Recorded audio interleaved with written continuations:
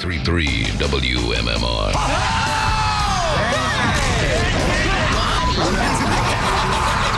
All right, we're getting started, and you're invited to the party, pal. Welcome to a Thursday morning. And the weather, it looks like it's going to continue to be nice, even warmer than yesterday. Very much summer-like, high of 88 degrees. Whoa. Mostly sunny skies. We switch gears tomorrow. It's going to be pleasant, but cooler. Friday's high is 70 degrees, partly cloudy skies. Saturday, clouds, high 64. And then on Sunday, we're looking at some rain moving into the area, the high 67. But by the time we start the work week next week, we bounce back up into the 80s again. We're going to take a look at traffic. Let's see what's up this morning. Kathy, what's going on so far? An accident in Gloucester Township, Sicklerville Road at Jarvis Road closed.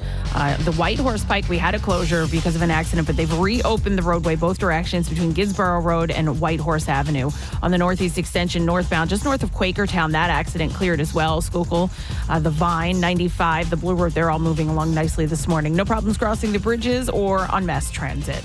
This traffic report brought to you by Piedmont Airlines, no stranger to aircraft maintenance. Piedmont Airlines wants you to join their team. Experienced aircraft maintenance technicians can earn competitive sign-on bonuses and pay. To gauge up your career, visit Piedmont-Airlines.com.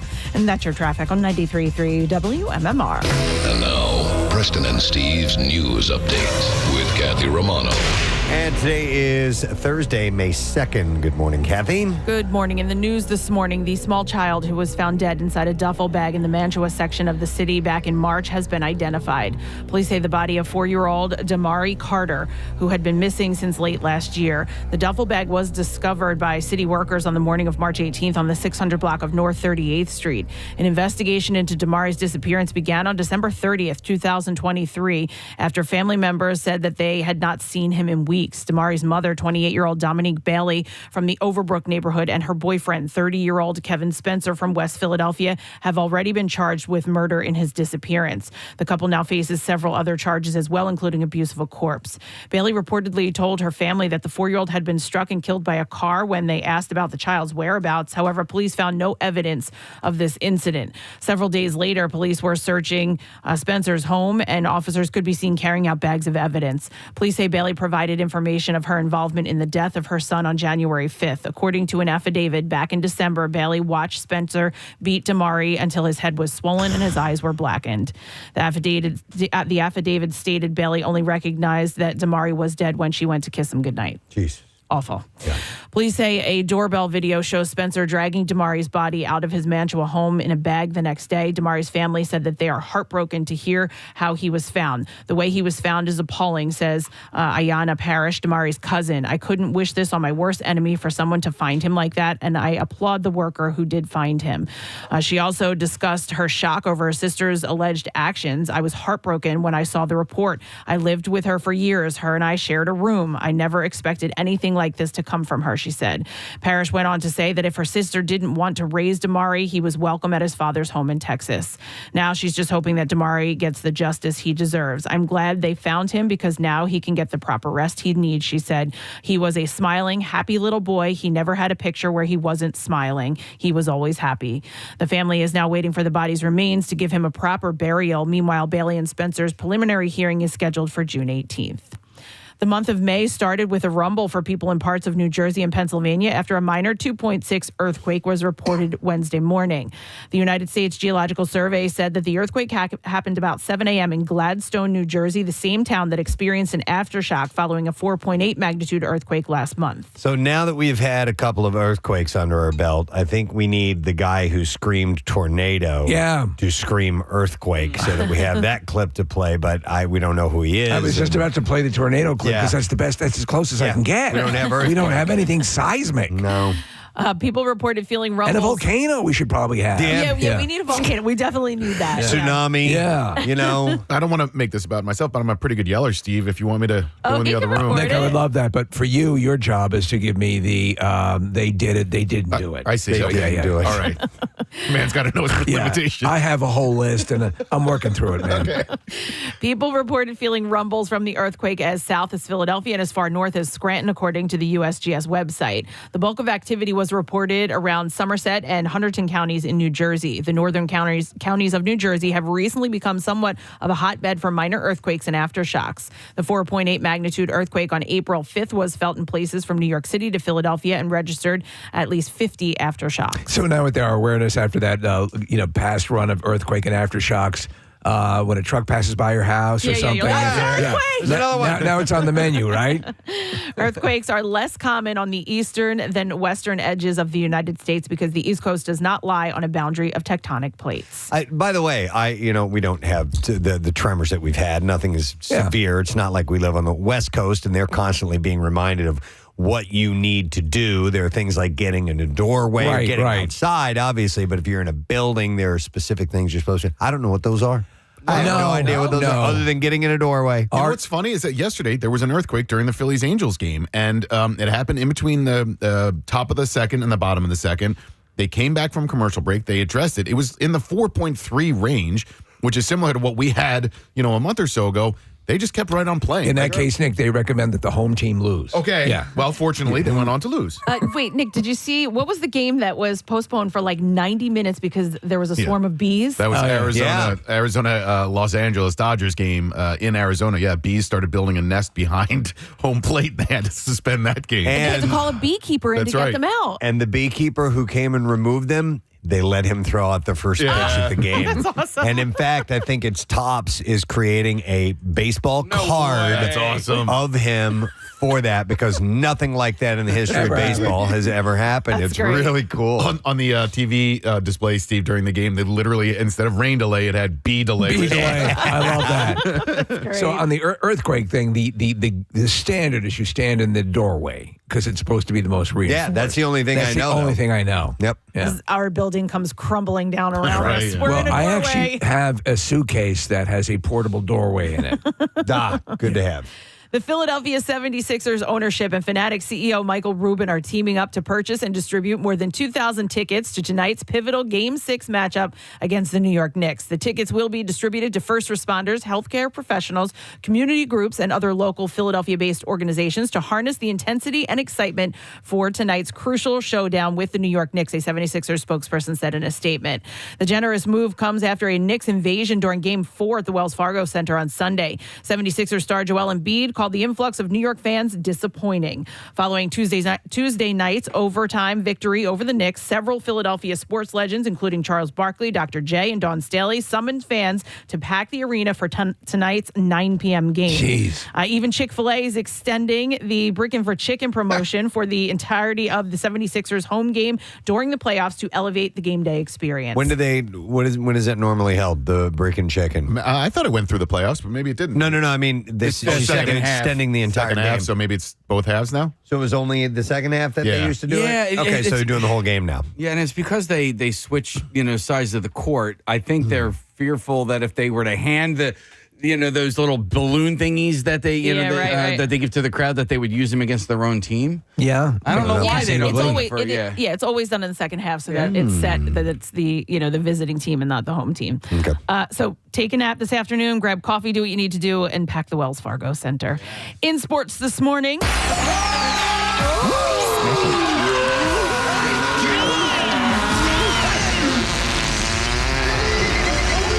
sacks are yummy. Ball sacks are yummy.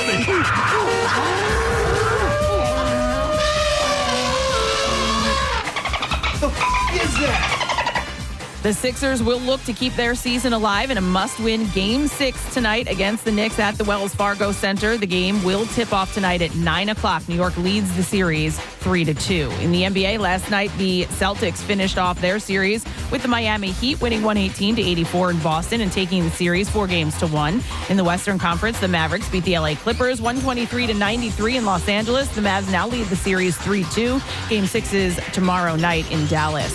The Phillies ended their long road trip with a 2-1 win over the Angels last night in Anaheim. They did it!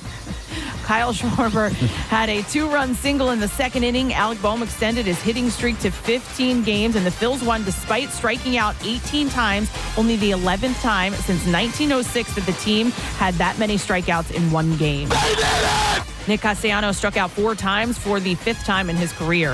The Phils are off today before returning home this weekend for a 4-game series against the San Francisco Giants. Aaron Nola will get the start tomorrow night in South Philly. The first pitch is scheduled for 6:40. In the NHL, the Stars beat the Vegas Golden Knights 3-2 in Dallas. The Stars are now up 3-2 in the series. Game 6 is on Friday night in Las Vegas. In the late game, the Oilers beat the LA Kings 4-3 in Edmonton and won that series in 5 games to advance to the second round. And that's what I have for you this morning. All right, thank you a bunch, Kath. We have several things taking place today. Going to give you a rundown of who's doing what. We have, first of all, your chance to win $1,000 with Good Money It. So 8 a.m., your first chance. We'll do it again at 10, then throughout the day on MMR. We also have musical guests here this morning. Local musicians Dave and Tim House are stopping by. And they're being a part of the Sing Us Home Festival in Manayunk coming up this weekend. So we'll talk to those guys about that, and they're actually going to play live in our studio this morning. So some live music is always a good thing. We also have, you know what? We have the coolest teacher. Yes, we do. We need to go ahead and announce our winner from yesterday. First winner. Chosen at random, we had Gateway Regional High School in Woodbury Heights, New Jersey. The students voted, and we now can announce that the coolest teacher of the past year at Gateway Regional is Mrs. Ashley Payne. Yep. We found out a little bit about Mrs. Payne. She is a U.S. History 2 and a World History teacher. And she enjoys video games and reading. That's pretty cool. And she has been to 150 concerts. Holy cow. Her favorites are Fleetwood Mac and the Grateful Dead. Oh, yeah. Somebody for Pierre here. And by the way, her sister is also a teacher at Gateway, which is pretty wild. I bet that's fairly rare. Yeah, no, absolutely. Your sibling not only ends up being a teacher, but also teaches in the same school. And you always have someone to have lunch with. So we are going to set up Mrs. Payne with this very cool prize pack. She gets the Preston and Steve Coolest Teacher of the Year coffee mug, a $50 Dunkin' gift card, and a $50 Visa gift card from College Ave. Nice. And she gets all the bragging rights to come along with being a coolest teacher. I love that. Yeah. Congratulations. And maybe Miss Payne will give us a call at some point this morning. Pain don't hurt. All right, that means, yes, correct, Steve. That means we need to draw another school. So Casey is right next to me. I guess we'll go around the room counterclockwise. And we will find out who the next school is, add them to the list, initiate the voting, and I'll tell you how to do that in just a moment. He's reaching in there. Oh, yeah. You got one from the bottom, mixed it all up, went down to the bottom. All right. It's going deep in the Come on, man. You got to go elbow deep. Oh, my God. We're going to stay in New Jersey. You guys cool with that? Oh, Jersey. Okay, we're going to go Lindenwold High School. Lindenwold High School. In Lindenwold, New Jersey. All right, Lindenwold High School. It's very, very simple, and we are reverting to the text option here. Text the word teacher to 39333, and we'll send you a voting link. It's that simple. So if you go to Lindenwold, we want to know what teacher has stood out for whatever reason to you this past year, and we would like to reward them. We'd like to reward them all. We just can't do it. We don't have enough products, so we will do it in this manner, and it's a way to give a nod to all teachers who make a difference, especially in our area. So Lindenwold High School, if you go there, if you know someone who does attend the school, let them know about it. Tell them to get into the front office, maybe make an announcement, but make sure they understand you have to text the word teacher to 39333, and we'll send you the voting link, and we'll give it till about 6 o'clock tomorrow morning to do that. It's a relatively new high school. It was built in 2001, and so it has not been around for that long. I don't know if it was an expansion from another school district or what, but yeah, it's a newer building and a newer school. All right. Well, let's hear about it from you, gang. All right. So with that, we're going to take a quick break. Come back in a second. A bunch of entertainment stories on the way. Stupid question. Yep, it's coming up. So we will be back with all of it and more. Stay with us, friend. And that's your traffic on 93.3 WMMR. All right. Looks like before we get to the stupid question, we get to meet a pretty cool teacher. We have Mrs. Ashley Payne on the phone line from Gateway Regional. Ashley, good morning. Hello, good morning. Congratulations to you. You apparently are pretty cool from what I understand. I guess so. It's good for once, you know? Did you, were you, obviously, can't say obviously, were you aware of this, that this was going on? Did you campaign? What do you attribute your staggering success to?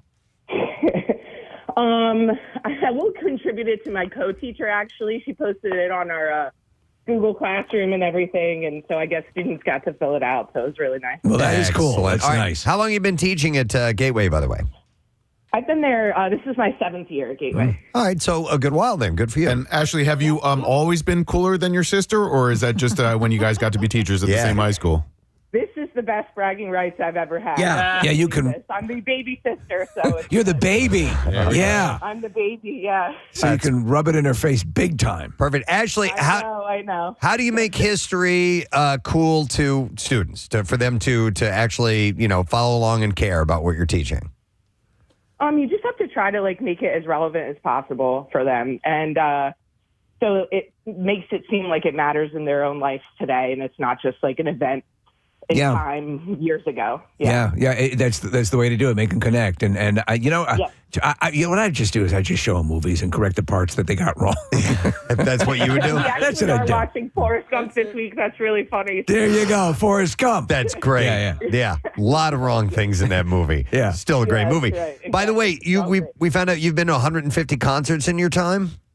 I have, yes. Wow. Lots and lots and lots of them, yes. And Grateful Dead is your favorite?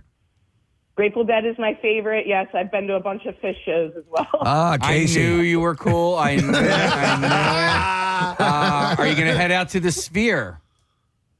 Oh, man, I wish I could have gone. It looked amazing, but I didn't get it. I would love to go someday for sure. Well, the Grateful Dead's going to be out there. I was asking about the Dead specifically. So, you got a $50 Visa gift card, and you can put that towards your Yeah, towards your tickets. That'll probably get you to the parking lot.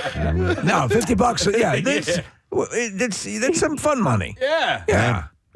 Yes, I would definitely use it on something fun for sure. All right. And also, Ashley, we're going to give you the coolest teacher of the year coffee mug and a $50 Dunkin' gift card and a big thank you from your students. So congratulations to you. You're our first winner of 2024 of the coolest teacher of the year. So thank you for listening. We appreciate it. Okay, thank you so much, guys. All right. Ashley Payne, history teacher at Gateway Regional. And now we put it up to the students of Lindenwold High School in Lindenwold, New Jersey. Just text the word teacher to 39333 and we'll send you the voting link. The reason I said about the movie thing is I actually did have a social studies teacher that would bring in. We watched so many friggin' movies in his class. It was terrific. That's awesome. Yeah. I would love that. Yeah. Most I definitely. got this right. They got that wrong. All right, so stupid question. I'm thinking about doing one of those movie lines where I just say the question that was said in a movie line. You have to give me the answer, okay? Do it. Okay, how can you kill women and children? 215-263 WMMR. Anybody know that? No. Okay. Wait, what is it? How can you kill women and children? Is it this one? 215-263 WMMR. Nope. Okay. Nope, it's not that. All right, let's see if we know the answer. Somebody's got to get it. All right, Yes. I bet somebody will. 215-263. The guy's yelling it as he says, how can you kill women, children? 215-263 WMMR. All right, we'll go through some birthdays while we wait your answer today being Thursday, the 2nd day of May. Actress Christine Baranski. I like her. Yep, she was in the TV show Sybil. She's great in the movie Bowfinger. She's I would say she's pretty milfy. Yeah, I agree. Yeah. I like that description of her. Yeah, she's 72 years old today. It's Dwayne "The Rock" Johnson's birthday. How about that? The Rock turns 52 years old. Did he lose at WrestleMania here in Philadelphia? He did. Okay. He did. I didn't care one iota about that whole event, and I saw that he was, but I didn't see who actually won the event. The only thing that I saw that I actually gave a crap about was Jason Kelsey and Lane Johnson Being there, yeah. and that was it. Well, the most amazing thing about Dwayne Johnson and The Rock right now is that as he gets older, he's able to produce far more muscle mass, which I can't imagine how that's happening. Yeah, just diet and exercise and So steroids. happy 52nd to him. Actress Ellie Kemper from The Office. Love and Bridesmaids and the Unbreakable Kimmy Schmidt which she was the title role, and she turns 44 years You old. watched today. some of that, right? I watched Give a me little. shit. Yeah, it was funny. It just it didn't grab me enough to have me stick around. Yeah. But yeah, it was definitely I got it. She was very, very funny in that. 44 years old today. You're 10 hours from the fun park and you want to What happened there? I'm just, I'm off. Okay, it's all good. I had the wrong button. Hey, it's all right, Yeah. buddy. Jenna Von Oy. Kathy, she played 6 in Blossom. Oh, yeah, of course. She is 47 years old today, by the way. Wow. Yeah, no kidding. Blossom's 47. friend is 47. 47. Yep. Come on over. Let's play. You know, we had Mike Post on the show last week, and I'd forgotten he'd also done the theme song for Blossom. You know, he did Yeah. all those other ones, but he did the Blossom theme song too. Can I tell you that the reaction to that Mike Post interview where people were just not aware? So when we brought it up Yeah. on the show about how much they have influenced, how he's influenced television with his music over the years, they were blown He away. was so cool. Yeah. So happy birthday to Jenna Von Oy. And Lou Gramm of Foreigner turned 74 and is being nominated and inducted into Yes. the Rock and Roll Hall of Fame. I think he was championed by Paul McCartney, right? Wasn't that? I don't know if he was champion, but Paul was certainly. Yeah. If you mean that he got behind him, absolutely. Yeah. So 74 years old today. What a powerful voice in the world of rock and roll. So happy birthday to Lou Gramm. It's also Steve Engelbert Humperdinck's birthday today. So I sing you to sleep after the loving. He turned. He was Tom Jones Light. 88 years old today. Princess Charlotte of Wales is 9 years old today. Child of William and Kate. And of course, on her birthday, she gets to have someone beheaded. Oh, Anybody she wants. Anybody. Anybody she wants. She's third in line for the crown, which is a new development. You used to, if you were the daughter of the person who was first in line, you'd be bumped down. But she's the first, I believe, woman, child. Wait, why?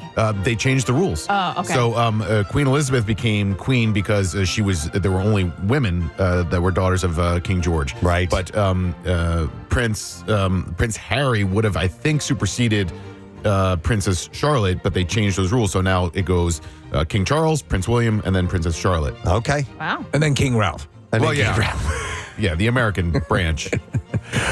That's a guilty pleasure movie. It really is. She's 9. David Beckham is 49 years old today. Just had a birthday party for Victoria, his wife. And there was a reunion of the Spice Girls. That's correct. And he is also now he's suing Mark Wahlberg because they entered into this sort of creatine type company. Okay. And I guess he feels he didn't get all that he was promised. Really? Yeah. So he's 49 today. James Dyson. Yes, the Dyson vacuum guy. You know, Celebrates his 77th birthday today. those things break too easily. No, Case. Yeah. I'm all in on the Dyson stuff. They're expensive. They break too frequently, but they're awesome. They really work well. I have to defend Dyson, and I know there's a number of others. Yeah. I've had Shark, and I've had a couple of them. The Dyson does not get gets my cat hair up better than any other vacuum. They're great. And I have never had one that Yeah, me neither. broke or anything. Oh, like that. you don't have my kids. Okay. Or whoever else Fine, is. got it. Dude, like, I cannot. This is another topic for Yeah, us. yeah, we need to move along. Yeah, we need to move. Well, We spent thousands of dollars in vacuum cleaners. I know, they're expensive. There's They're a place very in King of expensive. Prussia that'll repair your Dyson, though, just so you know. All right, so he's 77 today. Sarah Hughes, American figure skating champion, won a gold medal in 2002 Olympic Games, is 39. And the last birthday, Donatella Versace. The Oh, my iguana. God, the face. Yeah. Wow. Yeah, she is 69 years old today. All right, the question is, how can you kill women and children? And I need the answer to that. 215-263 WMMR. We'll go to Vince, see if he knows the answer. Hey, Vince, morning, bud. The trash business is a gold mine. Yes, it is. All right, Vince, how can you kill women and children? Easy. You just don't lead them so much. That is correct, yes. What movie is this? Full Metal Jacket. All Yeah. right. It's when they're in the helicopter and the guy's just popping off rounds at people on the ground. He's asking about how many kills he has. He's like 50. He's like, you ever kill women and children? He's like, sometimes. He goes, how can you kill women and children? He goes, easy. You don't lead them so much. Oh, my God. Yeah, I it's don't horrible. remember that. All right, Vince, hang on. We are going to set you up with a float session at Halcyon Floats, and you can give Mom the ultimate gift of relaxation this Mother's Day.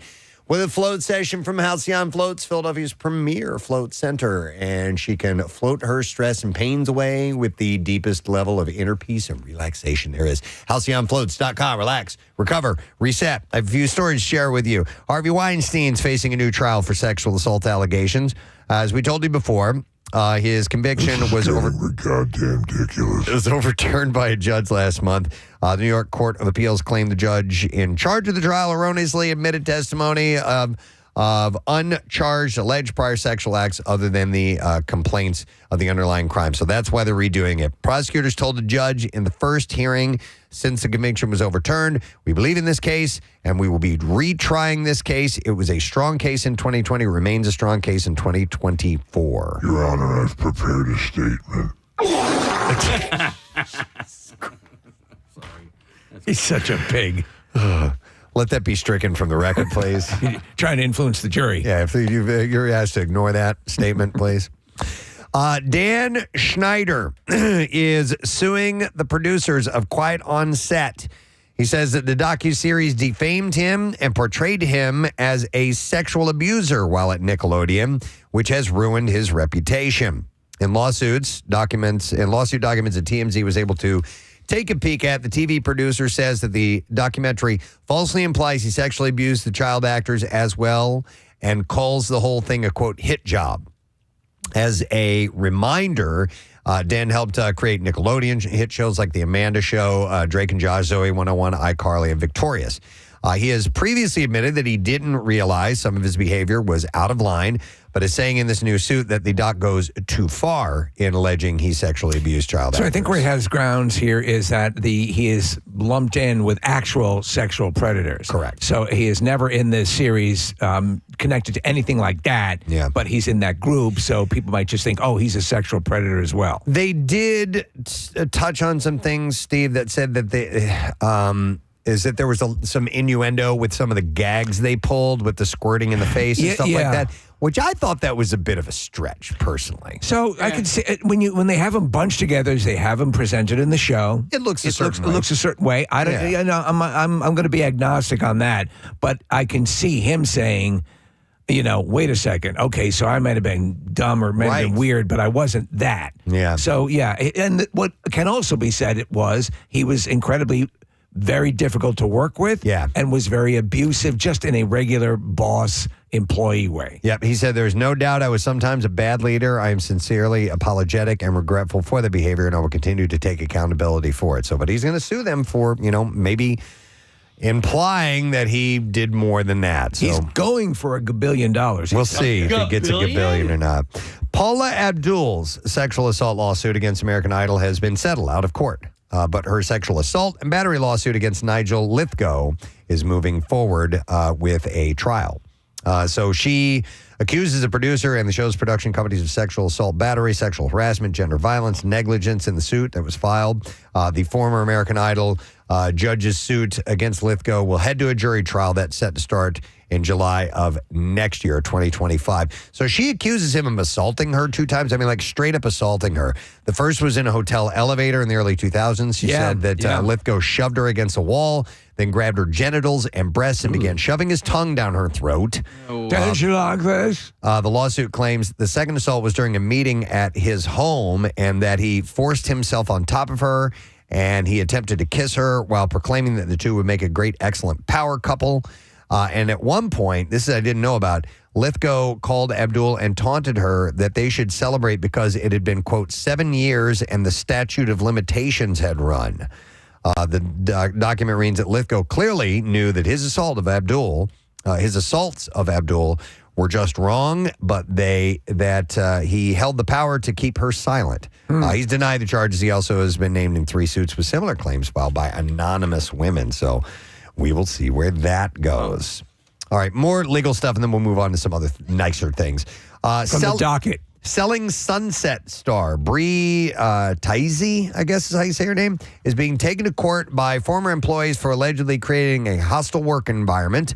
Us Magazine reports that court documents show Taizi is being sued by her former nanny, Lucy Poole, her former social media manager, Amanda Bustard, and her former personal assistant and stylist, Kenneth Gomez. The employees felt harassed, discriminated against, it's horrible. and or retaliated against on the basis of their sex, gender, and or sexual orientation. If there's any show that I think rings true to me in my own personal life, it's Selling Sunset. Sunset. It seems the most accurate and authentic. Yeah. All right, and on to other brighter things. Yes, away from the courtroom. Congratulations to Christian Slater and wife Brittany. They are about to be parents for a second time. Good for him. Yes, good for you. Good for you. The couple was on the red carpet for the premiere of Unfrosted on Tuesday when Brittany made sure to pose in profile showing off her baby bump.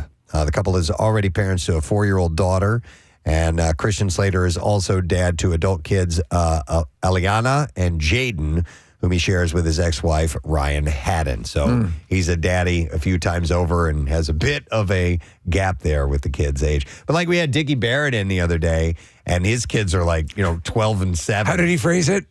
He's like, my kids are way too young. Yeah. And he also is like, he's like, I don't know how old they are, but I know what grade they're in. Speaking of ages and birthdays and whatnot, Tyra Banks celebrated her 50th birthday in December. She actually shared that she tried something new to make it special. She actually tried alcohol for the first time. She has never had a sip of alcohol? Yep. In all that time, huh? All that time. Be a raging alcoholic now. She says after trying the hard stuff, she's good.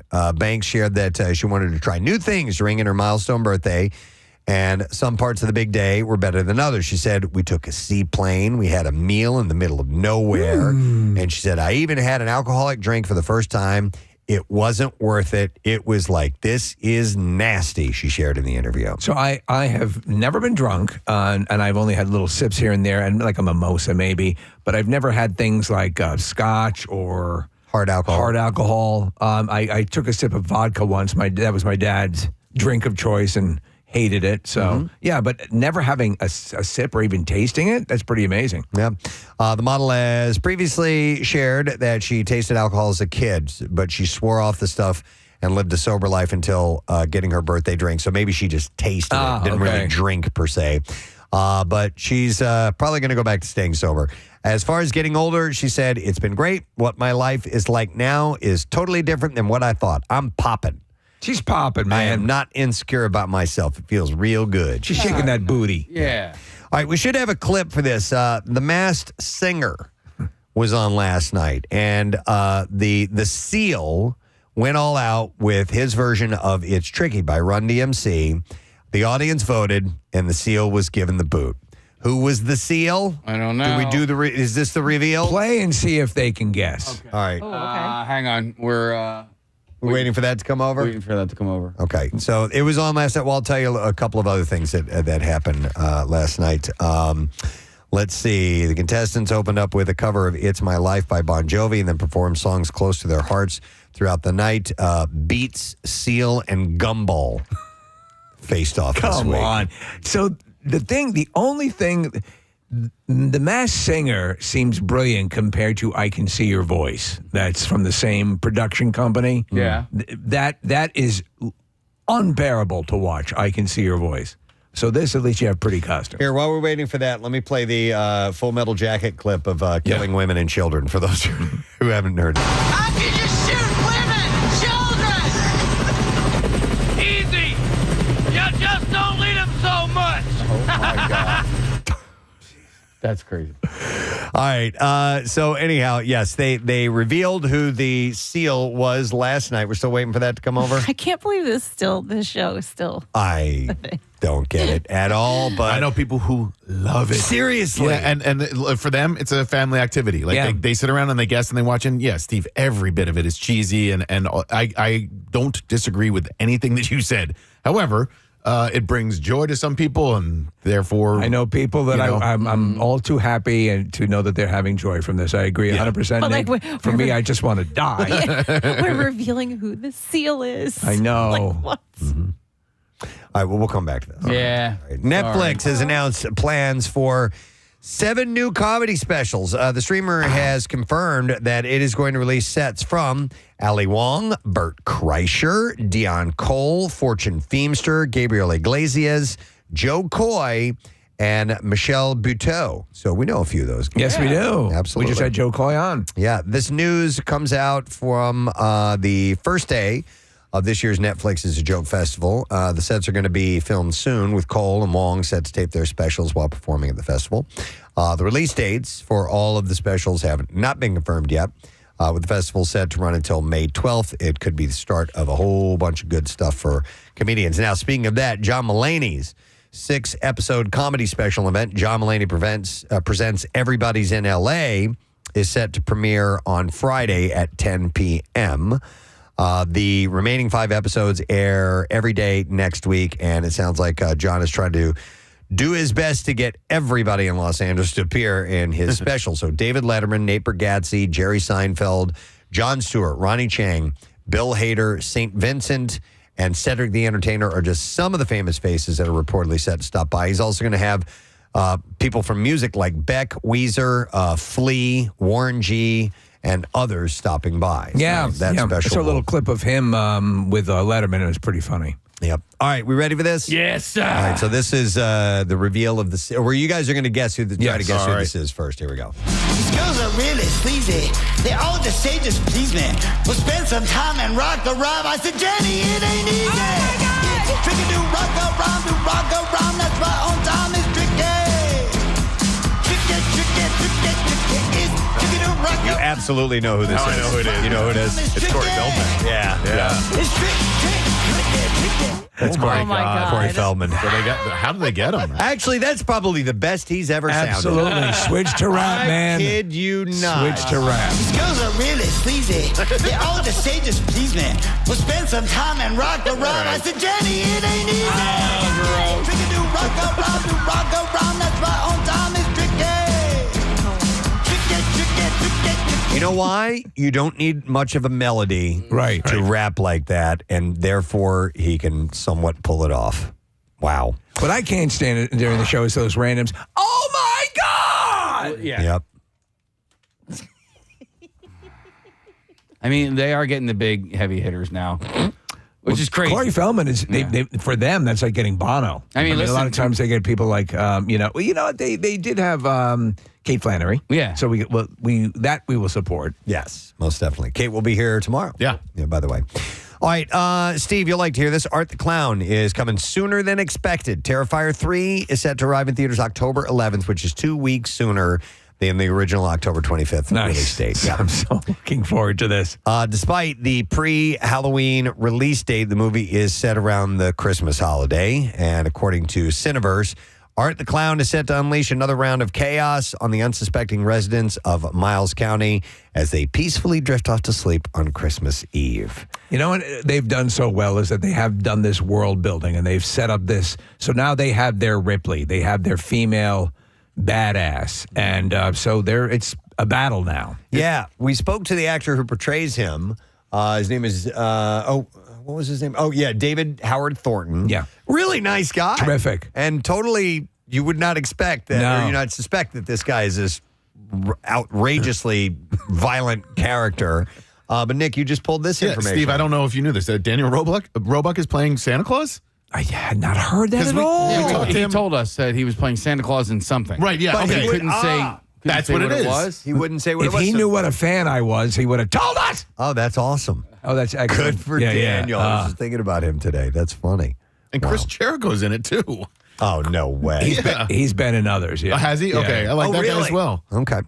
All right. A couple other quick things, and then we're going to move on to the clips. And Just Like That starts production on season 3. It's been announced that Rosie O'Donnell will be joining the cast. She posted a picture of herself on Instagram yesterday and revealed her character's name, which is Mary, and the first episode's title, Outlook Good. No word on whether the gig is for one episode, several, or the entire season. I wonder how that series is doing streaming-wise. How popular it is. It will premiere on HBO in 2025. Even the most rabid Sex and the City fans that I know have seemed to, it's fallen off the radar. Yeah. All right, and then one last thing. I thought this was great to see. The teaser trailer is out for Nickelodeon's Fairly Odd Parents sequel series. What? Yeah. Oh, the cool. 20-episode series, The Fairly Odd Parents, A New Wish, will premiere May 20th at 4:30 p.m. Eastern Time on Nickelodeon and will stream on Netflix internationally later this year. Were you Steve, fans? We were. Oh man, Fairly Odd Parents? Absolutely. Yeah. Steve, you were asking about Bluey and how they Yeah. supposedly, and I don't watch them because my kids aren't of that age anymore, but they throw in a lot of humor for the parents. Fairly Odd Parents throws in a ton of humor that the adults get, Oh, and cool. it's witty, it's sharply written, it's very, very funny. It's a great. The lead fairy, his name is Jordan Von Strangle, and he's Arnold Schwarzenegger. Oh, I mean, really? that's essentially All right, the character. He's almost like Commando. Okay. So it's a great show. I will watch this. The series will star Ashley Crystal Harrison as Hazel, while Fairly Odd Parents stars Darren Norris and Suzanne Blakesley will reprise their roles as fairies Cosmo and Wanda, respectively. So I watched the trailer. It's a little more CGI. Is it? Animation? Oh, yeah, we're looking at it. Than the straight up cartoon cell animation than the other original was. Okay, but I like that. Yeah. I think it looks good. Yeah. So, but if it's the same writers, it'll be fantastic. All right, we're ready for clips.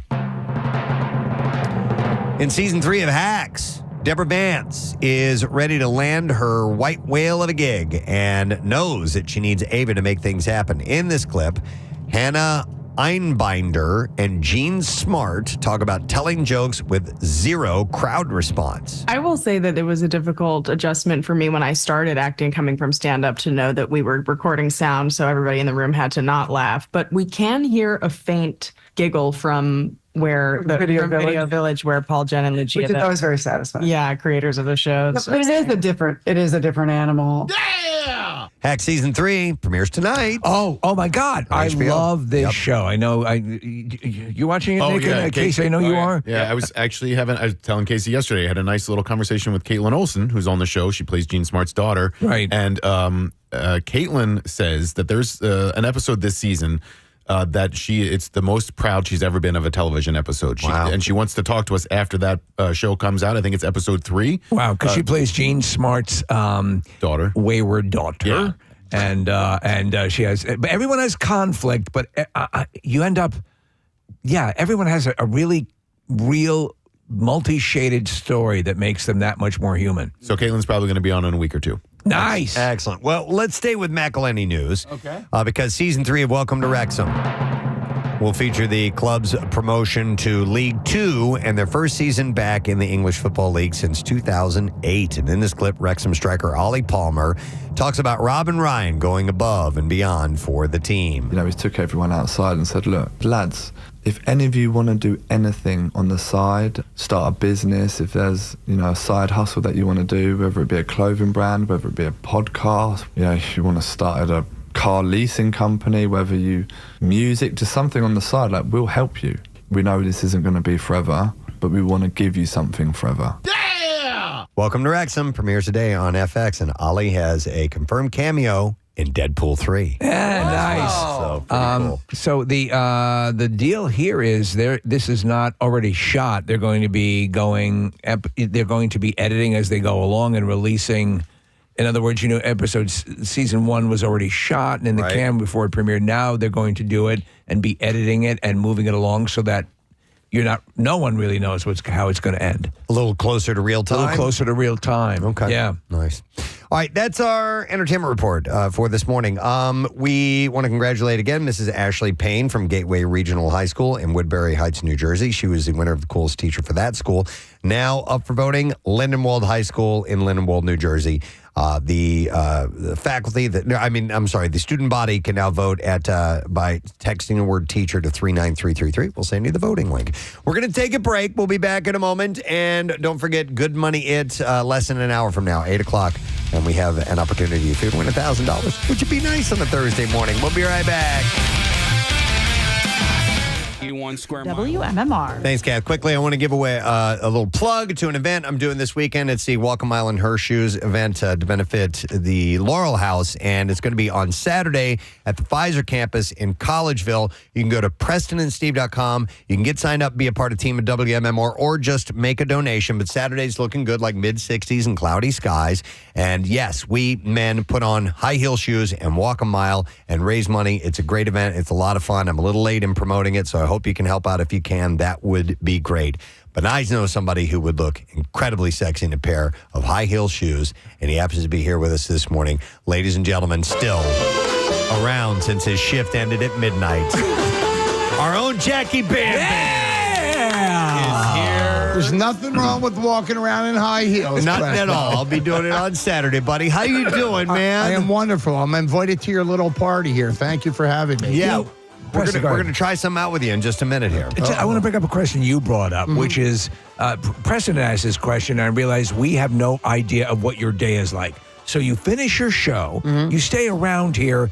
So we're here. We say hi to you in the morning, Right. And lately it seems you've been here till like 7:30, 7:15 at least. And so when you go home, you still seem to be listening to the show. Yeah. When do you go to bed? What are your hours like? So I try and get everything done so I can relax and feed the cats. I thought that's where you were going with that. Right, So yeah. I was telling Casey, I got to feed my cats by 8. So, and then I just relax. I eat and, take the trash out. When do you go? When do is you your go to actual bed? sleep time? Because I only Probably when Pierre joins you and sometimes even later. Well, yesterday you were texting me at like 2 o'clock in the afternoon. I was like, when are you going to go to sleep? You know what it is, man? It's bad from, being out on the road and being a vampire in a gentleman's club and you just don't sleep and you're used to it. And then when you're thrown, off, it messes you up even more. All right, let's say you go to bed around, we'll just say noon. Let's say that happens. When do you wake up? When do you start your day? I get up at 5 and I'm here right at the nose at 7. Not a minute early. Man, you're not getting enough sleep, buddy. Well, I'd be in that camp too because I'm asleep by 10:30, 11, and I wake up at 3:30.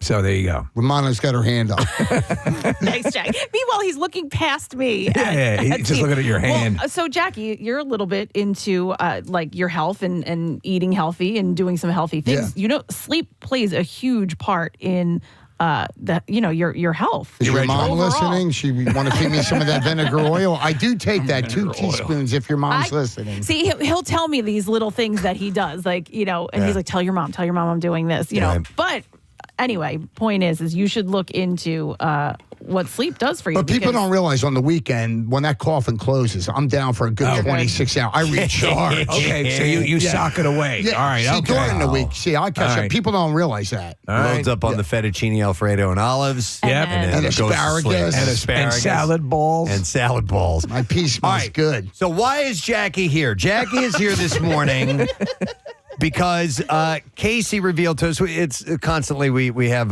there's a Jackie dialogue. There's a Jackie pronunciation to certain words that we just love. We've mentioned, iron, made in Valentine's Day, stuff like that.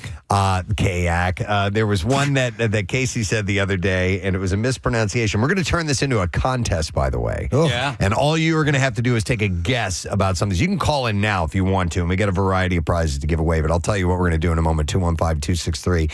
WMMR. But Casey, there was someone's name that you had heard Jackie pronounce. He said it twice, and I was like, I wish I could remember how he said it because it was close, but like not even. Yeah. And then I was hanging out with Jackie at Dover Raceway on Sunday, and I got him to say it, and I'm like, oh, yes. I don't want to say it myself. No, he has to say it. Okay. Jackie. Do you have the name here? No, Is it I don't. part of- I don't have it written down. So, Jackie, what is the name of the Chiefs quarterback? Patrick Mahomes? Yes. Patrick Mahomes. Yes. Is That's Look him. at its straight face. It's not put It's on. not Mahomes. Patrick Mahomes. It's like an H and an M in there. Am I saying it right? I don't know. It's the first name that you're getting wrong. Yeah. No, it's not. What? No, it's not. It's Mahomes. Mahomes. Yes. Okay. So what we've decided to do is see if we could test you and throw some things at you. Now, you may get every one of these correct. I don't know. Who knows? We're just going to try it out. But I've written down some words, suggestions from listeners, because we talked about this the other day on the air, and people suggested some words that might might reveal some interesting pronunciations from you. So I'm going to show you a word, okay? I will ask you to pronounce it, but before you do that, I will spell the word for the listener that we have on the phone line, and they will try to predict whether you will pronounce it correctly or pronounce it in your own Jackie Bam Bam way. I love this. Okay. Because it's endearing. And just be honest with your answer, okay? Yeah. All right, so... There's no right or, whatever you say is the right answer for you, and then we'll let the person on the phone guess. All right, so we didn't even think of a contest name for this, but Words with Jackie, I don't know. Yeah, Words with Jackie. Let's do that. Yeah. All right, we'll go to Chris, our first contestant. Hey, Chris, good morning. Hey, good morning. Hey, Chris, I'm going to spell a word for you. Now, for those who are at home, you may want to write this down in front of you because I can't say the word because that gives away the pronunciation to Jackie, but I will spell it for you and you tell me whether he will be able to pronounce it correctly or not. And then we, the jury of his peers, will determine whether it's close enough or not. I think that works. Okay, so the word, Chris, that he is going to pronounce is spelled as follows. Goullash. And don't worry, Jackie, I'll hold this up for you, okay? I've written it down. Okay. So, Chris, you can write it down if you want to. You can use your phone, whatever. Goullash. Do you think Jackie will be able to pronounce that word correctly? You know what? I'm going to say he is. Okay. I was gonna all say, right. So, Jackie, here's the word. How would you pronounce that? Goulash. Goulash. Is that correct? What do you guys say? I think that's pretty close. Nailed it, yeah. Yeah, all right. Goulash. Yeah. But he said goulash, but that's correct. Like your galoshes? And like It's a dish. Yeah. What? Galoshes are different. Goulash is a Hungarian dish, I think. I believe it is a Hungarian They're dish. high rolling, Press. Thank you, buddy. High roll, man. I'm rolling. It is a soup or stew of meat or vegetables seasoned with paprika and other spices, and it's native to the Hungarian region. So, Chris, you win. Congratulations. All right. All right, Chris. Hang on a second. Here's what we have for you. You have a $50 Von C Brewing gift card. I'm sorry, Von C Brewing Company gift card. Von C Brewing Company is located in Norristown, Pennsylvania, and it is this week's big freaking deal. You can get a $50 Von C gift card for just $25 while supplies last, and you can get it now at WMMR.com/deals. Excellent. All right, we will go to our next caller, and we have Mike who's on the line. Hey, Mike, good morning. Good morning, Ed. Good morning to see you, Mike. All right, I'm going to give Jackie a word. This one is a name. Some of these are names. Yes, and we've they're heard. names that have been in the public long enough that you might know it. Okay. Okay? So I don't know if you want to write this down or not, Mike, but I'm going to spell it for you. It is HERMIONE. HERMIONE.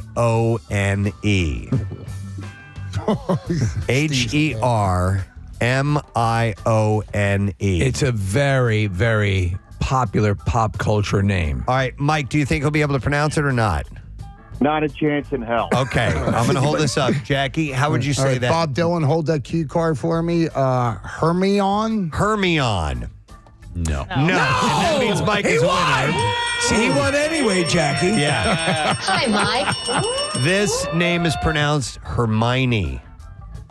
Hermione. Have you ever heard that name before? No. Like from a Harry honey Potter. and a hard, I don't know. Do you Harry have any Potter. interest in the Harry Potter universe? Yeah, you ever heard of Harry Potter? I watched all them DVDs back in the Did day, you? but it's been a movie. Did Did you just watch them, or did you have it on mute the whole time? Hermione's one of the main That characters. was many years ago. Okay, all right. Hermione's one of the main characters. All right, so we got a winner over here. What's Mike got? You know what else was many years ago was all the rock and roll encyclopedic knowledge that you have. So I don't say that was many, many years ago. You've been able to hold on to a lot of information. You know more over the about But I last- do that every day and night. I'm talking about the Hermione every day. The Hermione. Sorry, Preston. To answer your question, what Mike has won is a pair of tickets for Spider-Man Across the Spider-Verse live in concert. Going to be Thursday, November 7th at the Keswick Theater in Glenside, PA. You can watch the full movie accompanied by a fusion of live orchestra, percussion, and scratch DJ. Nice. Tickets go on sale for this event tomorrow via AXS.com. That's very cool. Nice. Very cool. Yeah. All right, we'll do another one. Let's get, this is Words with Jackie. We're going to go to Eddie. Hey, Eddie, good morning. To Nick. To me. To Nick. All right, Eddie, I have a word. This is for Jackie to pronounce. Write this down if you want. It's spelled RATATOUILLE.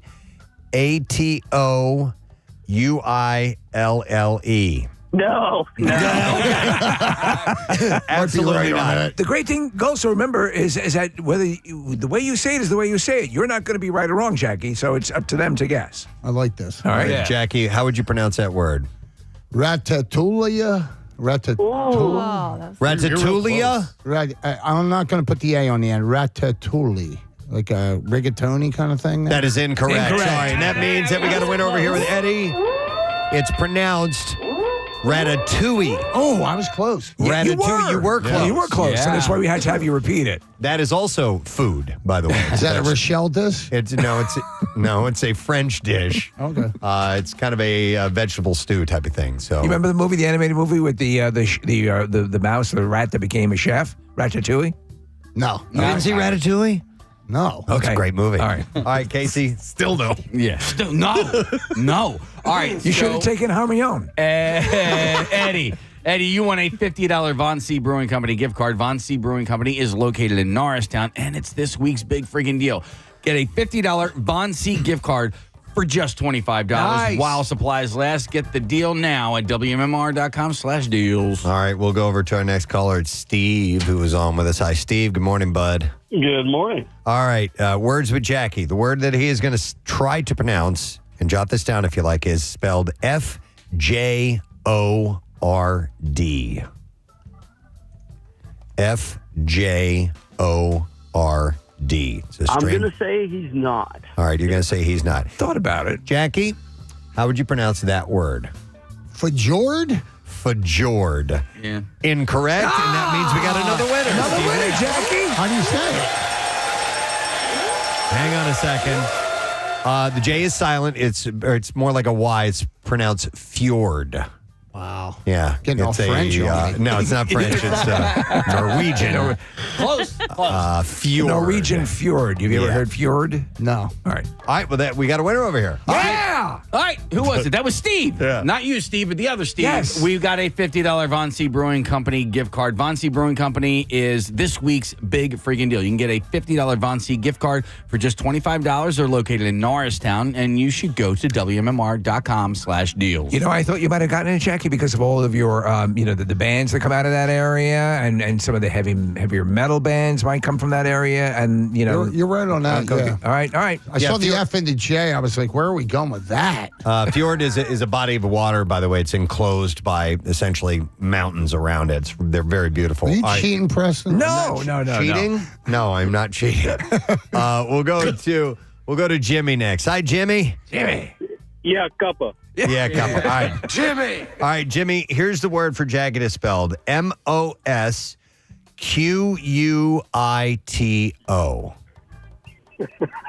MOSQUITO. I'm going to say no. You're going to say no. I think he's going to get this. I think he's going to get this one. All right, Jackie, how would you say that word? Looks like mosquito. That's correct! Unfortunately, Jimmy is not going to get a prize, but Jackie got one right. And I'm happy. I'm happy for Jackie. He's actually two. Sorry about that, Jimmy. He's gotten two right. What did he Yes. get? What was the other one? What is the other one you got right? Very first one. Yeah. Mahomes? No.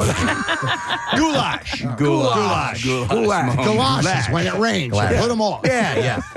All right, we'll With go. Hermione. We'll go next to Brooke. We're playing Words with Jackie. Hi, Brooke. Good morning. Hey, good morning. You guys rock. We love you, Brooke. All right, so I'm going to spell out a word. It's a longer word. You may want to jot this down. This is for Jackie to pronounce. CACOPHONY.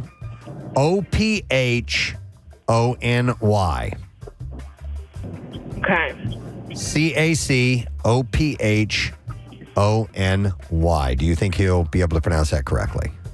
There's no way. No way. Okay. All right. All right, Jackie, I'm going to hold this word up for you. How would you pronounce that? Cacophony. Cacophony. Yeah, I know. That's incorrect. That means Brooke's a winner. Yeah. In my mind, when I read it, I was like, oh, that's cacophony. I mean, I know it's cacophony. It is cacophony is how that is pronounced. Cacophony. I You never love. said that word in my life. Cacophony? Like a lot of noise, like a brouhaha. A cacophonous event. Some would never say rolled a it. cacophony is how other people would pronounce it. Yeah. He's got Jake's just shaking his head. He's got nothing to say. Listen, we love you for this. Steve, these are good cat names, though. Yes. Cacophony. Cacophony. Cacophony. Come here, cacophony. Cacophony is an overwhelming amount of noise, craziness. It's like a like this. That's a cacophony. Jackie, you got to use a few of these words in your show. Supercalifragilistic. Espialidocious. All right, we'll go next to Craig as we play Words with Jackie. Hi, Craig. Good morning. Morning. All right. All right, Craig, let me spell this word for you. Monummental.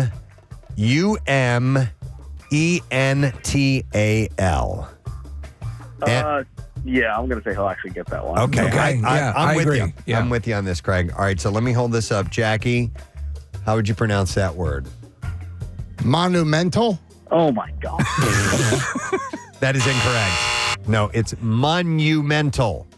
You know that word? Monumental. A monumental. A monumental event. Yeah, so unfortunately, Craig doesn't win. Sorry, Craig. I would have guessed the He same was thing. close. He was close. He was very close. Monumental. It was monumental. All right, He's got this one. we'll go next to, let's see, we have Steve. Hi, Steve. Good morning, bud. Hey, guys. Thanks for joining me. Happy to be here. Happy to join you. All right, so Steve, the word that Jackie will have to pronounce is this. It's spelled Mariachi. No. No, Okay. he says. Okay, Jackie. You know what? I'm thinking possibly Preston because of the nature of what it is. Yeah. He might have encountered this. All right, we'll see. Jackie? Is that mariachi? Yeah! I think I used that in the Mummers theme. That's how I know. Yeah. All right, sorry, Steve. No prize for you, buddy. And Jackie, you got a good one. Nice job. All right, we'll get another caller on, and we're doing Words with Jackie. I got Zach. Hi, Zach. Morning, bud. Good morning. All right. And the reason we're doing this, by the way, if you're just tuning in, is as Jackie has unique pronunciations to some words. We find it endearing. One of my favorites is macchiato became muchacho. Yeah, muchacho. Yeah. I think I say that right now these days, though. How do you say it? Machato. I forget. Macchiato. Yeah, whatever we used when we were on tour that time. Forget it. I like when my girlfriend goes up to Starbucks and she's like, late on the ice and this and that. I'm like, what is this whole vocabulary? Just give me that green thing with the ice. Give me a green muchacho. Yeah. All right, Zach, the word he is going to attempt to pronounce is spelled Grandeur.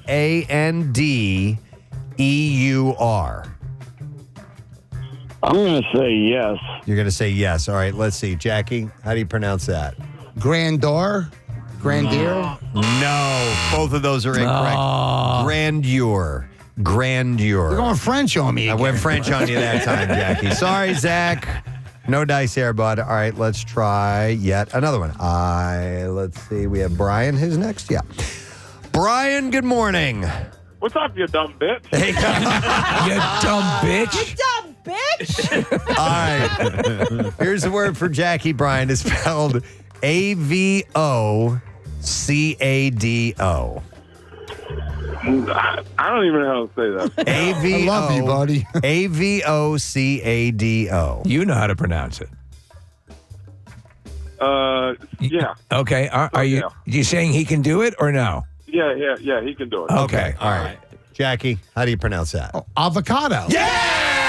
I eat them every morning, too. Do you? Yeah, I do. With your linguine? I do.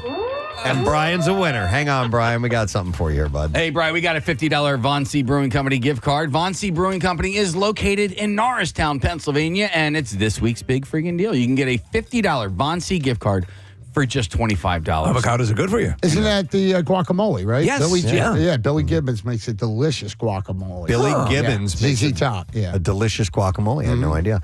By the way, you can get the big freaking deal now at WMMR.com/deals. Nice. Casey, we good on prizes? I only have 3 left. I mean, yeah, we do. It just leaves us less for For the connoisseur tomorrow? All right, well, as long as we have 5 for the connoisseur tomorrow, we should be good, right? All right, then we should stop right now. Oh, really? Yeah, One more. 1, 2, 3, 4, 5. Oh, no. Let's go. Let's do this. Let's go. Let it ride. 3? Let it ride. All right. Let it rolling. ride. All right, we'll do Call 3. Chucky. Get more prizes Call in Chucky. here. Let's get more prize. He's crunching numbers right now. All right, we'll go to Justin next. Hey, Justin, morning, bud. Good morning. All right, Justin, I'm going to have Jackie pronounce a name this time, okay? And I'm going to spell out the name for you. The first name is Brett. The last name is Favre. Whoa. I'm going to say no. You're going to say no. All right, Jackie, how do you pronounce that name? Oh, Brett Favre. Ow! Wait, what? Oh. Brett Favre from the Packers. That sounds right to me. All right. Yeah. I got a Philly accent, so give me a fucking lean on me. I detected the. Sorry, Justin. I think that's right. I just heard Brett Favre. Yeah, that's what I I heard a little V at the end. And then the second time he said it, I heard Brett Favre. Gotcha. So, all right, yeah, Justin, sorry about that. We got to let you go, bud. All right. I'm surprised. You're a sports dude, right? Yeah, I like old school. Old school, Casey okay. Boyle will tell you. Roman Gabriel, Harold Carmichael, Brett Favre. John Riggins. Yeah. The Purple People Eaters. Yeah. All right, we got 2 left. I'll go to Brian H. Yo, Brian, morning, buddy. Morning, how you doing? Good, buddy. All right, so here's our word for Jackie. This is a tough one. Macabre. I think he might know this. That's my guess. What I'm do you going to say? go with you and say yes. What do you say, Brian? Brian Yeah, agrees. yes? Okay. Macabre. Jackie, how do you pronounce that? Macabre? No. I was wrong. No. I thought in the world he lives in that would be a common word. It's pronounced macabre. Oh, wow. You ever heard that word before? No. Okay, macabre means creepy, death-oriented. like skulls and stuff. Yeah, those are Put that in my like you're show wearing tonight, right now. yeah. You're wearing Macabre. like macabre pants, essentially. Those are the macabre. All right, one last one. Marissa is gesturing to you, Casey. Called That Dance Macabre. Dance Macabre. That's see? right. Yep, he did know it. All right, last one. We'll go to Joe. Hi, Joe. Good morning. Good morning to see you, Joe. All right, here is our word for Jackie.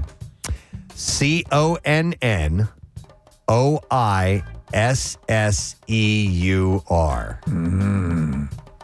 I'm going to say no. You're going to say no. All right. All right, Jackie. That's you, Preston the Connoisseur. I know it because you sang. I listen to you. All right, sorry, Joe. Jackie. Wow. Well done, You're the sir. connoisseur. Yeah, I can't say it again, though, but I said it right there. Listen, and some of those words are really hard. Some You of didn't them- get Tool Schism in there. Pierre loves that one. Schism. Yeah, Schism. Schism? Is that what How you're about saying? Taika Waititi? Yeah, I had to read that.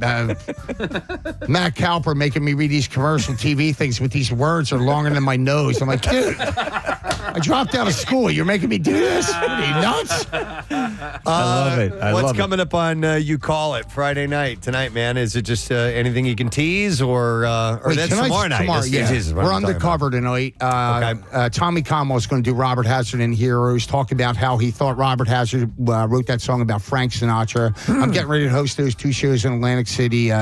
Big weekend with Motley Crue. So, Yeah. By the way, doing a meet and greet with them, right? yeah, with your winner, who was super excited. That lady, I heard her with her husband's birthday, who won the meet and greet. I'm going to take her backstage. She was freaking out. Yeah. What do you think of that new Crew song? It's awesome, isn't it? I like it. Yeah. Dogs of War. Yeah. Yeah. So I'm going to bring them up on stage, but I love Tommy Como's opening. Do you know Nikki or Vince or any of those guys? Tommy Lee, believe it or not, I don't know if you remember, slept on my couch for about a half hour before Prince's wife at the time, he was dating Mayte was her name, called it from the Hilton. Hey, get him back over here now. And I was like, oh, no.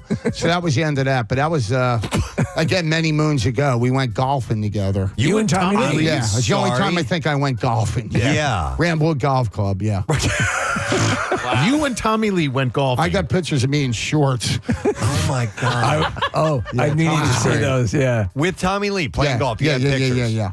We need to see this. Yeah. All right. If you get I'll a chance, send I want to see that. I'll take them up. I mean, you send us pictures of your dad holding records all the time. I think a picture with you playing golf with Tommy Lee would be pretty cool. Not me. It's me in a golf cart. It's not me holding the club or whatever.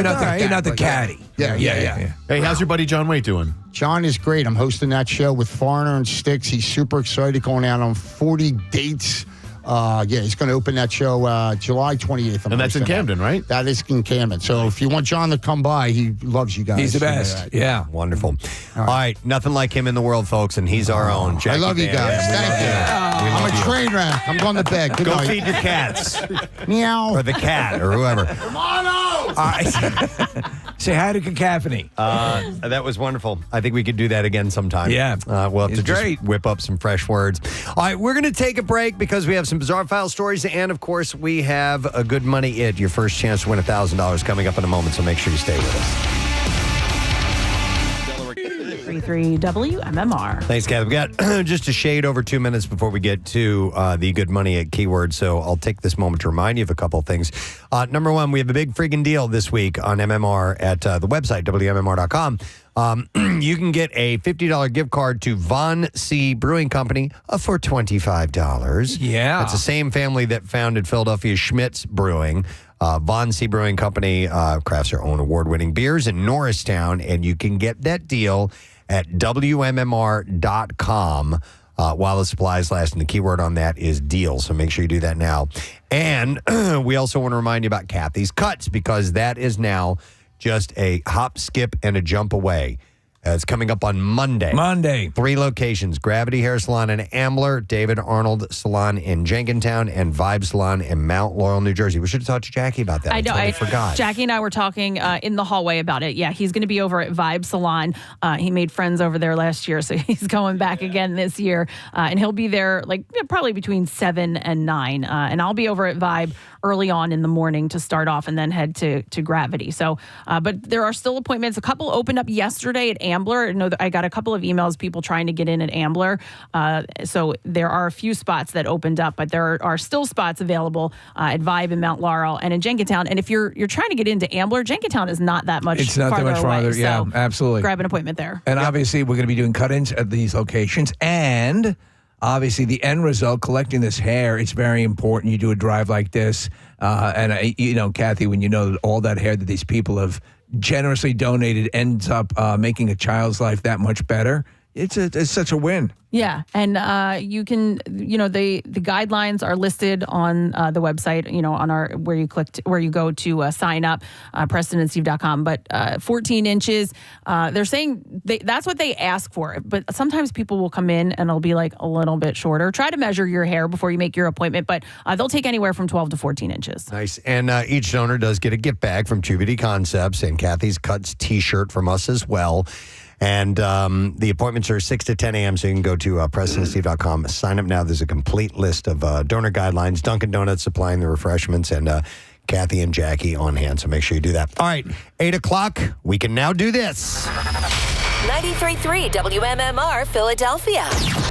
It's time for a Good Money It keyword. All right, the word is green, Green, and you have until 15 minutes after the hour to enter that. 3 ways for you to do that. You can enter it at WMMR.com, through the MMR app, or you can text it to the special contest short code number, which is 45911. And one random entry is going to win $1,000 in our company-wide contest. Each winner will get a call from Beasley. Make sure you answer your phone. Contest rules at WMMR.com. And it's brought to you by McLaughlin Plumbing, Heating, and Cooling. So the word again is green, Green. If you want that $1,000, you got to enter that right now. WMMR presents Preston and Steve's Bizarre File. Brought to you by Coors Light. Join us, the Preston and Steve Show, for the official opening of the Jersey Shore, live from Keenan's in North Wildwood, Friday, May 24th, starting at 6 a.m. It's from our friends at Coors Light. Choose chill at the Jersey Shore. Got some good ones for you today. We're going to start with this. A 40-year-old Turkish man can consider himself lucky to be alive after having a dental implant screw pushed all the way into his brain cavity by an overzealous dentist. Ramazan Yilmaz went to a private dental clinic after experiencing serious dental pain. After examining him, the dentist informed the man that he had loose teeth and a delicate bone structure, and the best solution was to take out his natural teeth and replace them with implants. What you need is a brain tooth. Trusting the opinion of the expert, Yilmaz agreed, and he was going to have his teeth removed that very same day. But things started to go south from there. First, he heard the doctor referred to only as AD by Turkish media, telling his assistant that the tool used to insert the implant screws into the bone wasn't working properly, and then he had to endure the pain of having the screws inserted manually by the physician. You know what? He found out later that AD stands for a dumbass. Yilmaz said, as he attempted to place the screw, I noticed that he was exerting excessive force. I pointed this out to him, mentioned that I heard a bone cracking sound in his head. However, he reassured me that it was normal, but as he continued to force the screw, it pierced through my jawbone and into the area behind the eye where the brain and spinal fluid are located. As the metal screw pierced through his jawbone and into the brain cavity, the excruciating pain caused Yilmaz to scream in agony, and the dentist realized the seriousness of the situation after taking an x-ray of the man's skull. The metal screw was located near the brain and threatened to either kill him or leave him severely disabled. So we're looking at an x-ray of this. It almost defies logic. Yeah. How you could get that screw that far up. The dentist quickly got him into his car, personally drove him to the hospital emergency room where a doctor scheduled the 40-year-old man for emergency surgery. Before the operation, he said, they warned me that I could lose my life. I said goodbye to my children. Jeez. But luckily, I made it through the surgery. They were able to remove the metal screw without causing any brain damage. And after a few days of recovery, Yilmaz was discharged. He tried contacting the dentist, asking for a refund and compensation on his bills, but the dentist allegedly refused, so now he is taking him to court. The dentist refuses to take accountability for what happened, claiming that Yilmaz's near-death experience was a result of an unforeseen medical complication. I mean, I don't know what device would allow you to place a screw that far up into someone's skull. Yep, went up to his eye. A couple of lions felt the love so much that they started banging on top of a tourist safari truck. Oh, yeah. And the people inside got an eyeful and then some. Oh, yeah. The male lion is seen mounting a resting female lion, confirming their boinking session with a couple of growls as well. The Jeep noticeably shakes from side to side as they were doing it. Don't come knocking if the Jeep is rocking. Sparking laughter and gasps from the tourists that were seated below. The lion's intimacy didn't last long, with the lioness lying tired on the side as the king of the jungle eventually disconnected with her. So, right on top of the Jeep. All right, this is messed up. A Pike County man allegedly stabbed his grandmother, set her on fire, and told Pennsylvania State Police troopers that he believed that she was the devil. No meatloaf for you. George F. Cisco is charged with criminal homicide in the death of Margie Finlay. Jeez. When Fire Department Assistant Chief Eric Passaro arrived for a reported structure fire, he found a family member of Finlay's repeating, "He set her on fire. I saw my mother on fire." Bye, Grandma. While he went to search for the victims, he encountered Cisco, who allegedly said that she was the devil. I had to do it. Oh, man. And then he threatened to kill anyone who came inside the home. May you never have someone in your house ever look at you and say you're the devil. The chief asked family members if there were weapons inside and told there were, and they ordered to retreat until law enforcement arrived. Firefighters entered after the sheriff's office got there and found Finlay, the woman, deceased with knife wounds and burns. Cisco allegedly said that he had believed for 7 months that his grandmother was the devil. On Friday morning, the complaint says he saw her putting flea medication on her cat. Oh, my God. Which he believed was poisoning the cat, and he had to take action. He told troopers that he read in the Bible that in order to kill the devil, he must use the Holy Spirit and fire. So he lit a kitchen rag on fire and put it on her body and said the Lord's Prayer while it spreaded. So the kitchen rag method is mentioned in the Bible? According to this guy, Cisco faces felony charge of aggravated assault, aggravated arson, and arson endangering property. Grandma. And murder as well, I would think. All right, this is a pretty interesting story. We all know Dollar Dog Night. Yeah. And on Tuesday night, the New York Mets hosted one of their own as the team did battle with the Chicago Cubs. And during the game, 44,269 hot dogs were sold, and one man became the star of the show, but he eventually got booted from the game because of it. The unnamed man, said to be a welder from Westchester, not only embraced the majesty of Dollar Dog Night, but he set out to join the 999 Club. 9 hot dogs, 9 beers, 9 innings. Yeah, impossible. Yeah. So he became such a sensation. He's wearing a shirt where he was marking off, he was actually writing on it, doing hash marks of each one that he took, hot dog and a beer. The fans around him started cheering him on, and then they all started throwing their hot dogs at him while chanting, "One more dog and let him eat. Let him eat." With hundreds of fans throwing hot dogs his way, security eventually had to show him to the exit of the stadium while fans booed the decision. But the legend will live on forever of the hot dog guy. Could you imagine socking away that much beer and them?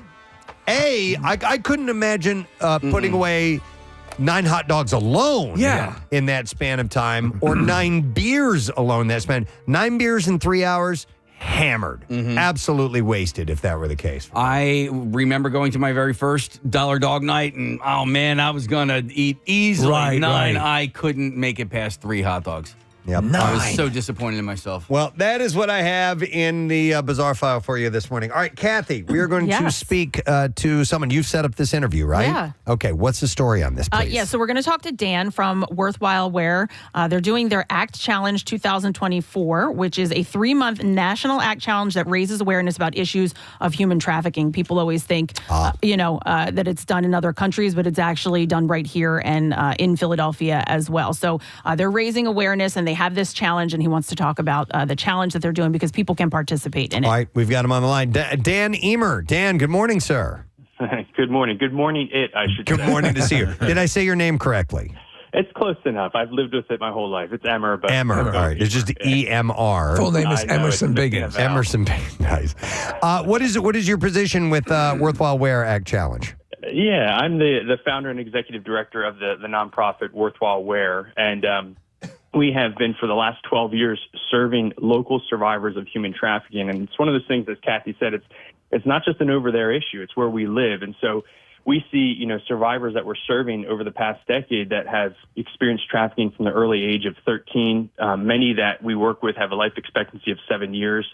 And so we are instilling hope in them, providing restoration. And this whole ACT challenge is to help our community at large nationally, to help us collectively raise awareness. And it also has a fundraising element as well. But the best part is we're not asking the community to fundraise. We do that heavy lifting on our end. So, Well, it's interesting because over the course of years of starting to see these stories, start to pile up, it's like, oh, really? Could that be? Is that really happening in the United States? Is there a case where there's a very active trafficking network going on? And then over the past 3 or 4 years, it's like, oh my God, it is a pretty substantial issue. Just how much of it is taking place domestically. Yeah, and that's a lot of people don't realize that. So we serve both foreign nationals and domestic, but the reality is the majority that we serve are about 80% are U.S. nationals. And what it looks like too in our community, so many women that have experienced, and it's predominantly women, although men also do get trafficked, but what we see is so often they get out of that situation where someone's exploiting them, someone's selling them, and they don't know where to go. So they say, I'm homeless. They go to a homeless shelter. They're like, I have an addiction, so I go to a recovery center. And oftentimes that's the limit of the service that they get because they don't know where to go. So what we do is we really connect with so many service providers in the greater Philadelphia area all the way out to Harrisburg, and we help kind of educate those providers on what does it look like to be trafficked? What are indicators? And then they refer them into our programs. We have community-based outreach programs that run in a bunch of counties. We have long-term housing programs. We have 2 of those. And then we have also employment through our Worthwhile thrift stores. And so it's an issue that's rampant. We're seeing it, widespread because it's kind of under the radar and survivors don't really know where to go. And so we're kind of shining a light on it and then also shining a light in that there's hope and that they can find restoration. So this is where the opportunity is for the community to step up in a big way. So Dan, you said you're not really asking for anybody, you're not asking people for something, but this is the Worthwhile Worthwhile Wear Act Challenge. But you do want the public to do something, correct? What are you asking of everyone? Yeah. So this event we kicked this off 5 years ago, and it's just grown exponentially throughout the year. It's one of those things that's so fun to see who catches on and who doesn't. And what we are asking for is our community to log miles. And what they are doing is twofold. When they're logging miles, they usually are sharing with people why they're logging miles. It's about human trafficking, and they want people to learn about this issue. But they're also unlocking donated dollars. So we go after big sponsors, individuals, people that want to say, hey, I'll commit $1 per mile. I'll pledge $1 per mile. And the community has to unlock it. And so we, have individuals and corporations that are pledging it. They're not, they're kind of on the hook, but the community has to unlock it. And so we have, yesterday we kicked off. So May 1st, and it ends on July 30th. And we end on July 30th because it's World Day Against Trafficking. And like yesterday, I think we had former Phillies catcher Eric Kratz was on the leaderboard, number one.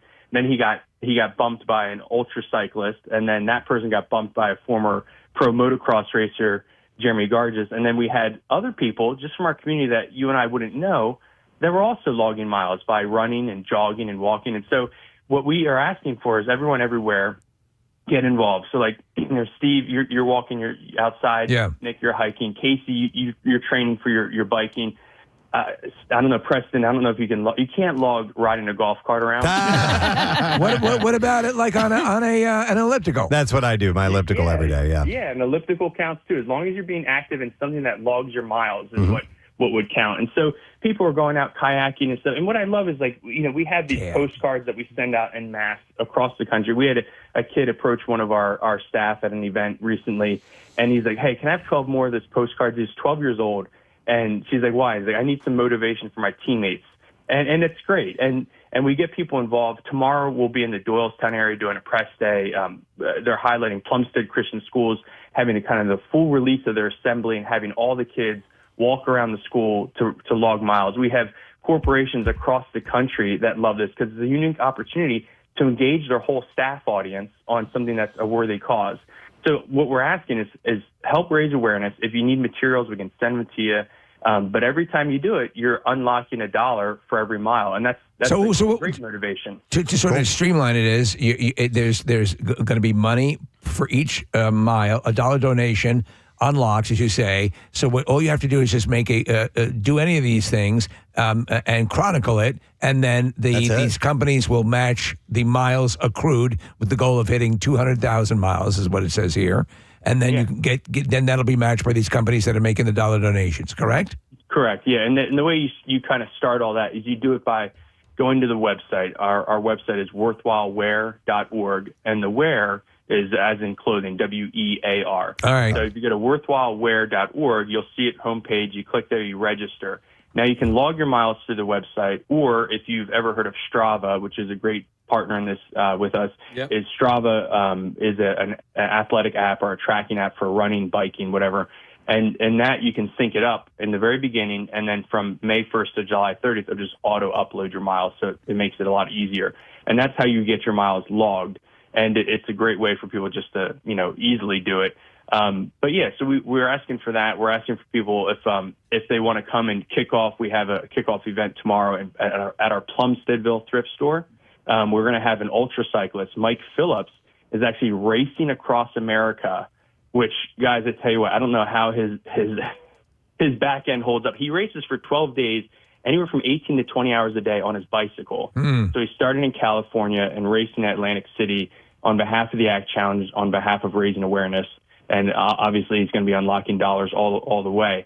But it goes from the ultra cyclist to the kid trying to get his team engaged. We want people to get involved. And it's the companies, too. We're always looking for more corporate sponsors. You guys that have this corporate sponsors, you can use your marketing dollars in a different way. Right. It's gonna pair you with a worthy cause. Your community's going to see you supporting them in their efforts, and then 100% of these funds go right to providing housing, counseling, life skills training, employment, and a variety of other services for these women. So none of the money is paying my salary. We have our thrift stores cover all of our overhead. So anytime people make donations, it goes right to these services, serving survivors in the greater Philadelphia area and beyond. So that's what the call to action is. And we'd love people to, help spread awareness, because at the end of the day, we see women healed from this, but we hear the stories and the hell that they survived. And what we'd rather is for other people to not have to go through that. So the more we understand about the issue, the more awareness there is, the more we can avoid others being trafficked. And that's our hope as well. Okay. All right, Kath, one more thing. No, I was just going to say I did an event with Dan a couple of years ago, and I got to hear some of the women speak, and what they go through. You can't even imagine it, and the fact that some of them are coming out on the other side, and then people like Dan and Worthwhile Wear are there to help them kind of start this new life, because coming out of that to try to do it on your own, it's not easy. Sure. Yeah. Well, you got this now. You got a motivation. You got something something you can do and help raise money, and I love it. Worthwhilewear.org is the website. You can go to PrestonandSteve.com and find information there as well. Dan, good luck with everything. Thanks for giving us the info. We appreciate it. All right. Thank you, guys. Much appreciated. All right, Dan Emmer, by the way. Yes. All right, we're going to take a break. We'll be back in a moment. Well, live music a little later on. Dave and Tim House will be joining us. And money, of course, to be given away and more. Stay put.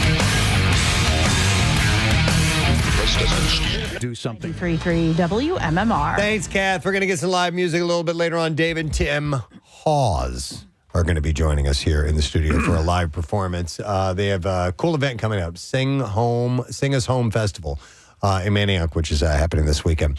But I think it's fair at this point to share some information with you via Survey Says.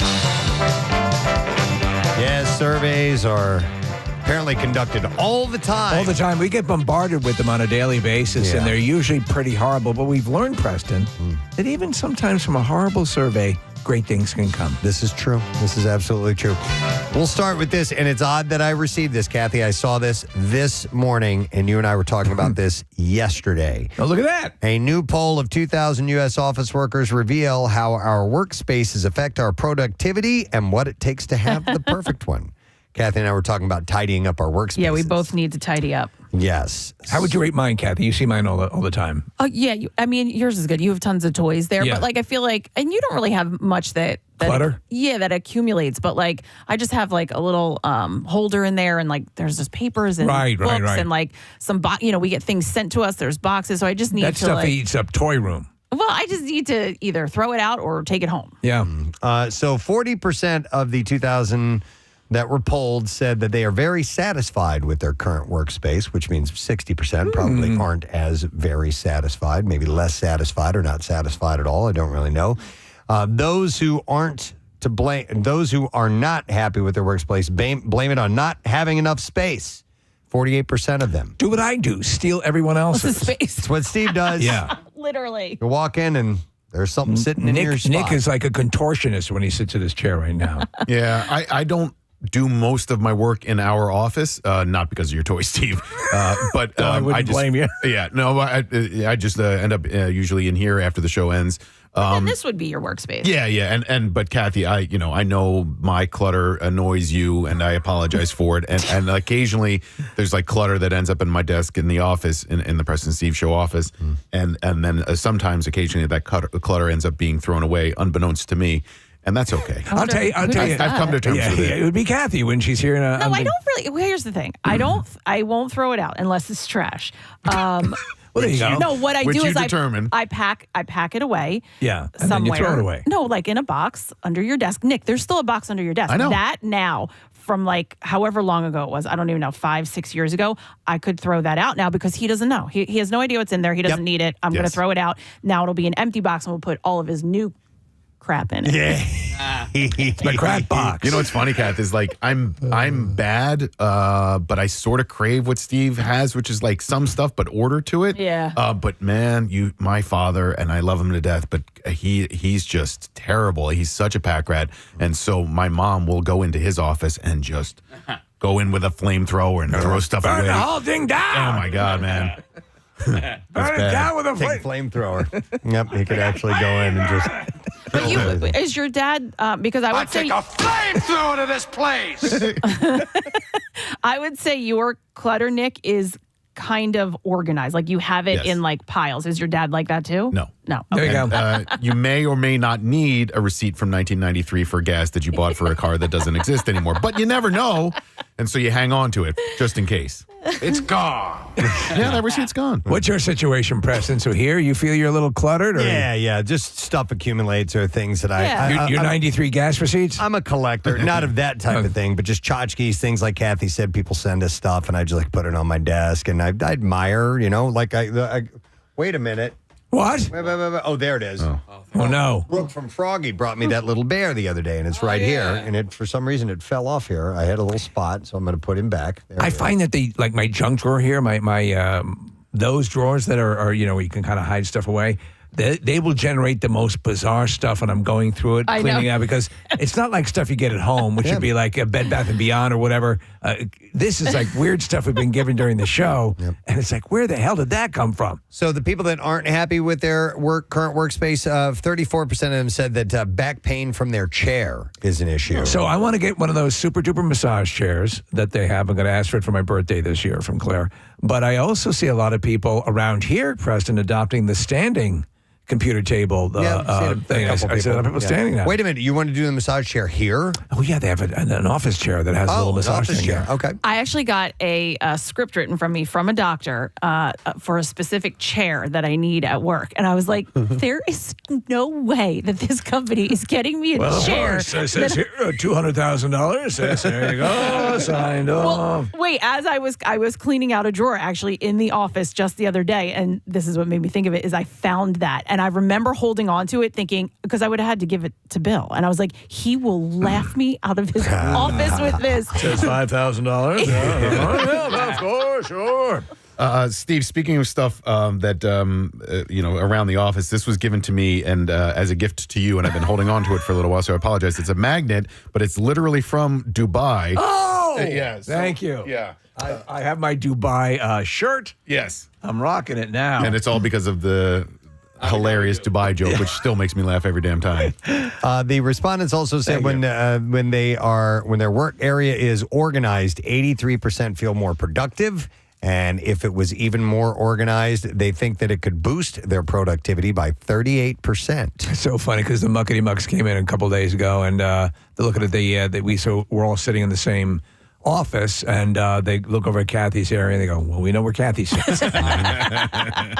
By the way, and here's the stupid part of the survey. 3/4 of the respondents say they'd consider sharing their workplace with a daytime talk show host. The top picks included Drew Barrymore at 21%, What? Kelly Clarkson at 19%, and Jennifer Hudson at 15%. Wow. Well, that seems like that's going to happen. What the hell kind of question What is serial that? killer would you share a Yeah. cubicle with? Ooh, Ted Bundy. Or John Wayne Gacy. Mm-hmm. So clean up your workspace, Yeah. God damn it. All right, survey says. This survey was about what the perfect salad looks like for Americans. This was the survey. You got some What good does ones. the perfect salad look like? My wife said she had maybe the best salad of her entire life the other night. Yeah, Was it perfect? She said it was perfect, just the way it Toss looked, the way or it not? tasted. Yeah, and then I asked her where it was from because we were at a reception at the girls' high school for like all the volunteers and stuff, and so they had this little salad for her, and she said it was the best ever. I don't know. I tell you what, the salad at that restaurant, Columbia. Clearwater. It's pretty good. Is pretty damn amazing. It's a legendary one. Yeah. So I, as an investigative reporter, have to drill deep on this. What is your favorite salad? Is it like a Waldorf or a... Yeah, that's probably me. Really? Well, yeah, for sure. So I am a Mediterranean. Give me the leafy greens. Like give me olives? the olives. Yeah, Give me the all pine nuts. All Greek that. salad's probably my go-to.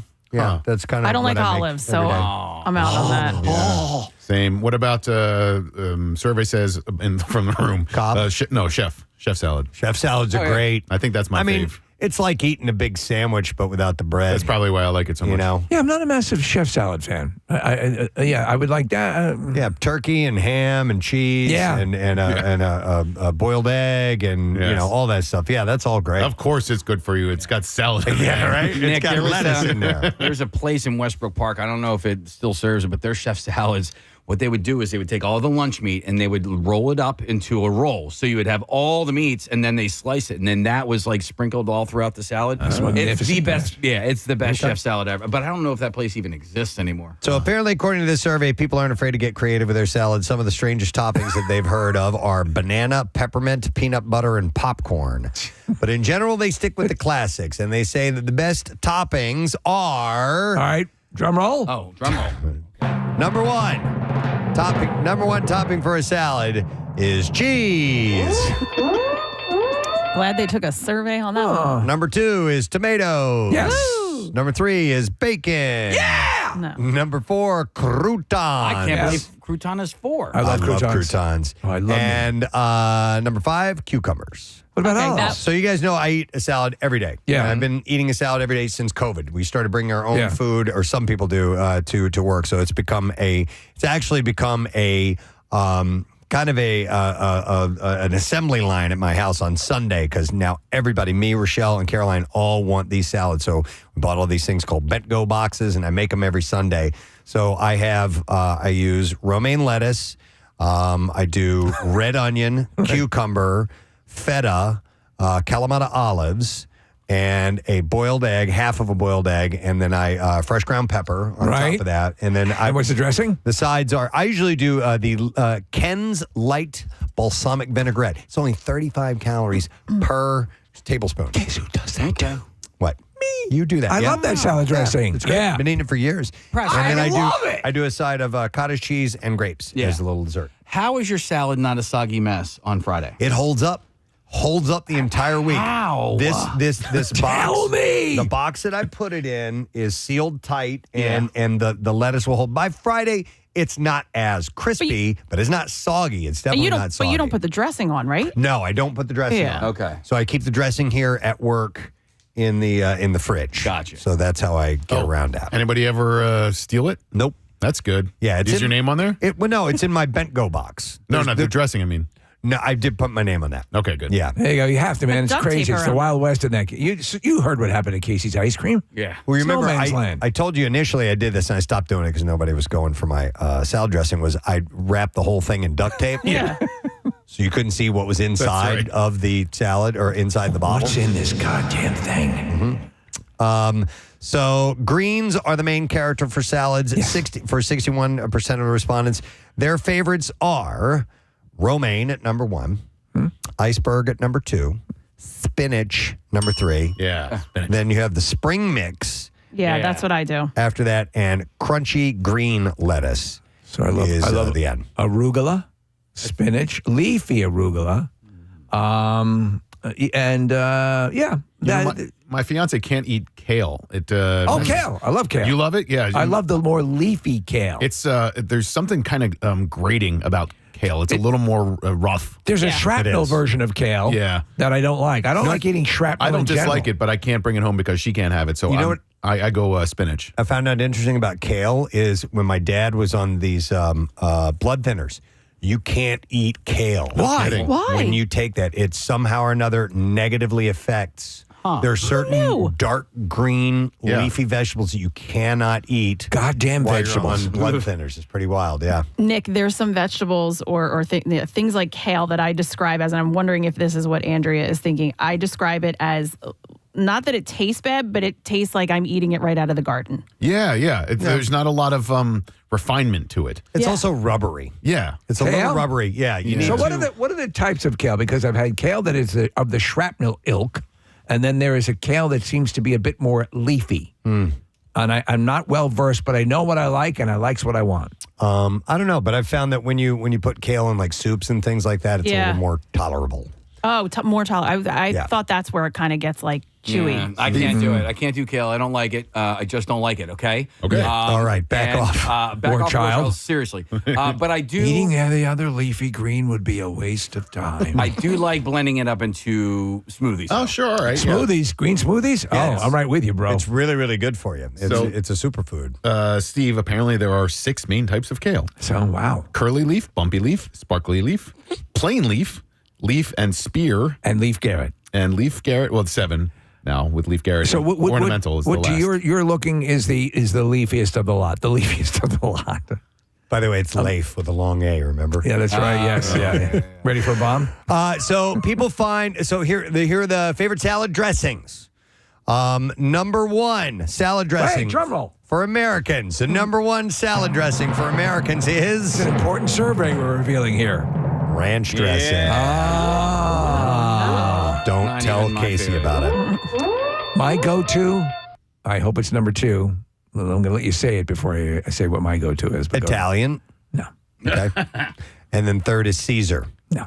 And what's yours? Balsamic vinaigrette. Oh, yeah, I would be with that too. Oh, my God. Chuck has never had spinach. What? Correct. Okay. All right, put another one on the list.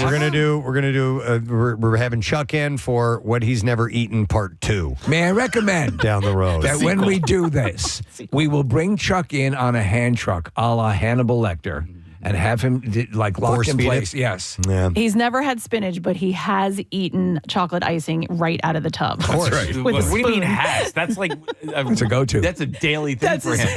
Yep.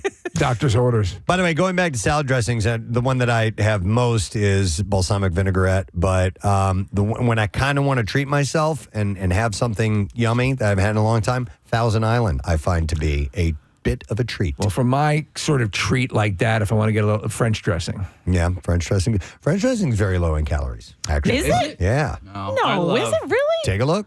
Yo, Thousand Island. French. Sorry.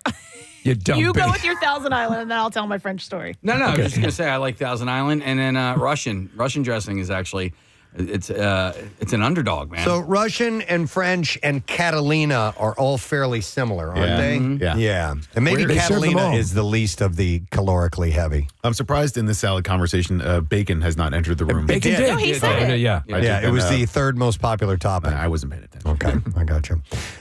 So anyhow, the level of freshness is the biggest factor on how appetizing a salad is for 57% of those surveyed, and 78% would refuse to eat a salad if the veggies are soggy.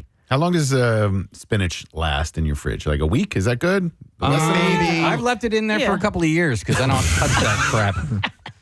It was right. Soggy But it mess. can get slimy, you know, Yeah. so you got to watch out. Now so listen to this. disappointing when you open it up and then you see that slime. Ugh. Listen to this. Over half of the recipient, or half of the people polled, 53% consider pasta salad a type of salad. No, it's pasta. It is a salad. It's just not a green salad. I do like pasta I love in my salad, though. Pasta salad? No, pasta in my salad. Oh, yeah. Like a little macaronis, yeah. But I love pasta salad as well. Yeah, pasta salad's great, but it's just not traditionally what you think of when somebody just says, I'll just have a salad. Do you ever have cupcake salad? Because then you just throw potato salad in that. And chicken, stew and egg tuna, salad. And all that stuff. This Yeah. kind of thing. And all these kind of salads. the bacon bits, the anchovies, and the Macaroni. By the way, anchovies are used in Caesar dressing. Caesar, yeah. A lot of people don't. I'm not an realize anchovy that. fan. Neither am I. I hate them. They're disgusting. Get away from me. Let's move on to another survey. Survey says this morning here. All right, this is what Americans think the perfect movie length is. What Americans think the perfect movie length is. We've had some long movies in the past several years. Oppenheimer, Killers of the Flower Moon, just to name a couple of them. Dune 2. I will tell you, this occurred to me over the past couple of movies that I have watched. I was happy to see that most of them sat in the 90 to 110 minute range. Mm-hmm. So anyway, I agree. Let's start with what the survey says. 2,000 adults. 2,000. That's more than 1,000 adults. The average person wants to spend a lot less time at the movie theater from now on. In fact, respondents say the perfect movie length, and this is right in the zone. It's 92 minutes. 92 minutes. Hour and a half is what I always was kind of the standard go-to. We're going to a movie. We'll be there for after the credits or after the previews and all that, the trailers. About an hour and a half. It's pretty much what you could expect. Now it's over 2 hours a lot of times. If it's a great movie and you love it, or it's one of your cult favorites, it's okay if it can be longer. Sometimes a movie that, like Dune, for example, doesn't seem to. I finally watched the second Dune, by the way, and loved it. Yeah.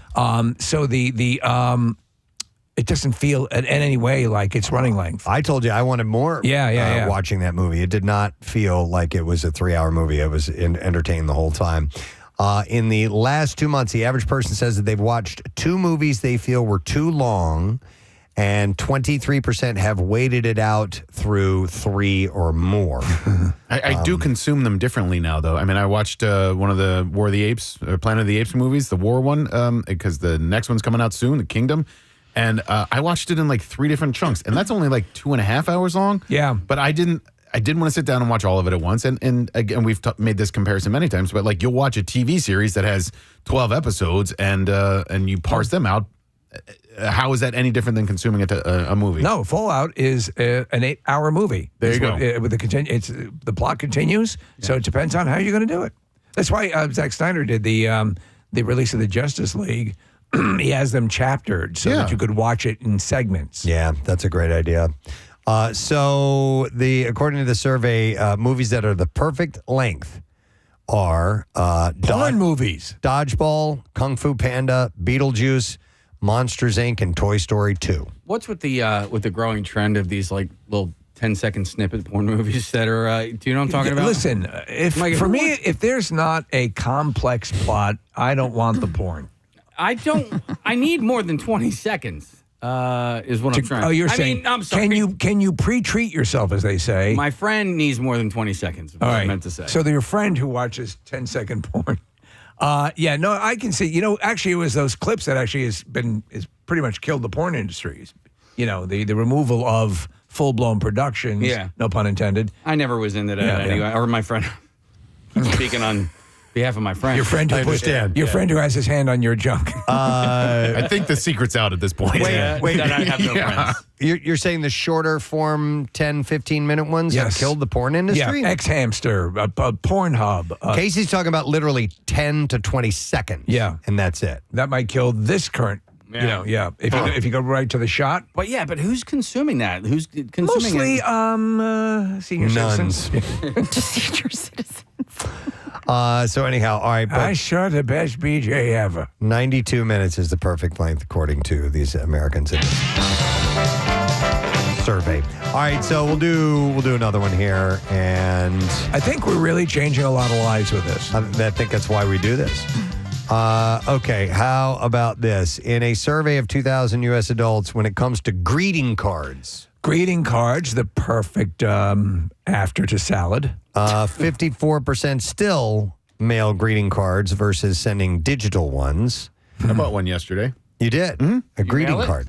Not yet. No, but I bought it for a coworker and want to write something nice in there for him. And but I like buying a few a year, for just like it's better than a text. There's a little bit more permanence to it. I got a card from a friend of mine the other day. What? Like an actual card? Yeah, this right here. Okay. And it's a thank you card, and he mailed it to me. He's my buddy Bill, and I took him out for a round of golf, and he sent me this really nice handwritten note. I made an impact. Very, very cool. Yeah, thank you, Bill Jeremiah. I still Very buy nice. I still buy cards, but Do you use them as coasters? No, I cannot tell you the last time I sent one. Like for Mother's Day, I'll buy one for my mom. But and I'll hand it to her. I cannot tell you the last time I put one in the mail. For Claire, and I don't even put it in the mail. I'll give it. That's good. Mail it to our own house. Yeah. Oh, why do cards cost $5? By the way, like please explain to me. I knew this was going to. But I'm with you on it. And $5, Casey, that's cheap. Yeah, $5.99 is the cheap one. Are the cheap ones? I go to the dollar store. I don't care. You know, like it's to a graduating nurse. Yeah. Yeah. And I'm like reading my birthday. It doesn't matter. It really doesn't matter. But I'm like reading these cards, and I'm like, this isn't even that funny. I'm not paying $5 for this terrible and joke. also, they get it, and it just goes in the trash. Yes. Okay, the non-funny ones are at the dollar store. You have to go to the Hallmark store to get the better quality. And they're more expensive. I'm just saying. I do go to the Hallmark store because they actually have a 99-cent section, and I will peruse through the shoebox readings. Case, the real cards are at Spencer's. If you want that 3-foot-long card with a super large woman sitting on a milk stool, that's where you're going to get that. I don't need that. I just need the card to say happy birthday so that I can write my name under it and then give it to you. I like getting happy birthday grandson cards for people that are not my grandsons. Yeah. And who cares? You still give them a card. One of my favorite things was for Mother's Day. I went up to, there's a little corner store near my house called Rita's, and they had just, their greeting card section was just like one of those little trees, that spins. Dude, it still cracks me up to this day because I bought this card for my mom for Mother's Day, and it said, happy birthday, like, great nephew, okay? Like, did I even read this freaking thing? No. And then my friend Patrick signed it, too. So you did it by accident? No. I don't know. I'm fairly certain that I knew how to read at this point, but... Yeah. You know where else you can get cards?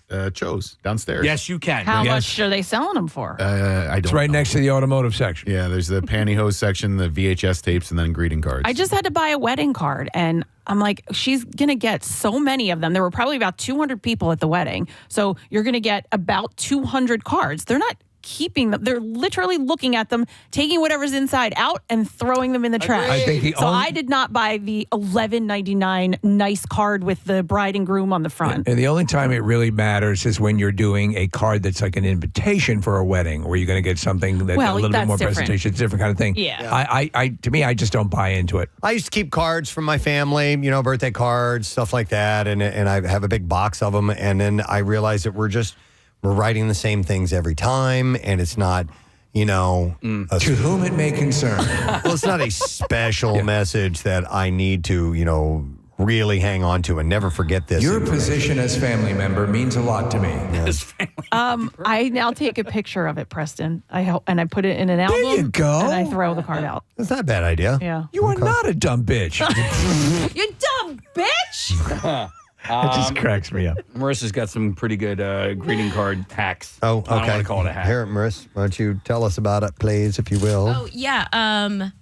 Trader Joe's. Trader Joe's? They have one little spinny thing, and they're always 99 cents, and they're really good art. But you have to deal with all the customers that go there?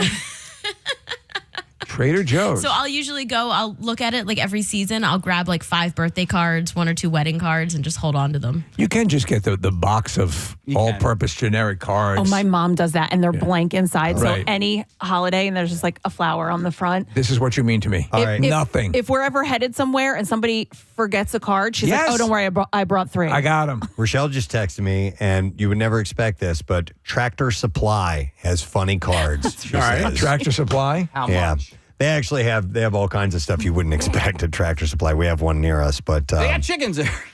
they do. Where are your dildos? Live chickens? Yes. At Tractor Supply? Yeah, they have live security baby chicks. Right? Okay. Yeah. Wow. You mentioned this before. I did because we were going to get some, and then they had this giant like metal rooster that I was going to buy and just put on Preston's lawn. Okay. Can I ask something? Yeah, this was bothering me the other day. It has to do with Tractor Supply, and somebody's going to have to either text and email, a call, or whatever. But in front of my Tractor Supply, they have this big wheel thing. It looks like something they would use in the circus for a balancing act or something like that. Okay. And I have no idea what it is. So it's a huge wheel thing. Yeah, you know how that the wheel of terror or whatever the person's it looks like that. It's not cantilever or anything like that. It's just the circle part of it that looks like someone could hold on to it and go rolling down the street on it. It's got to be some kind of farm equipment. Well, you've seen the acts that do that, where they'll spin themselves like a dime. Yeah, those it's are cool. very cool. I always wanted to try that. I was curious as to what that was. What's All it right, made out of? Sorry. Is it wood or metal? No, it's made out of, looks like, aluminum or something like that. So, I don't know. Oh, wait a minute. Ann Gorski's on the line. Oh, it's almost her birthday. We need to go to her. Hi, Ann Gorski. May the Gorski with you. Yes, and also with you. What's up, Ann? Totally forgot. And with your spirit. I'm sorry. Speaking of greeting cards, that's the reason that you guys know me. My sister sent out birthday cards. That's right. For you to send to me, because it would have been so meaningful if I ever received a birthday card from the Preston and Steve gang. Happy early birthday, Ann. It's May the 4th, right? Yeah, it's 2 May the days. Gorski with you. Yeah, that's my kind of birthday. Yeah, that's Your right. kind of birthday. When's your actual birthday?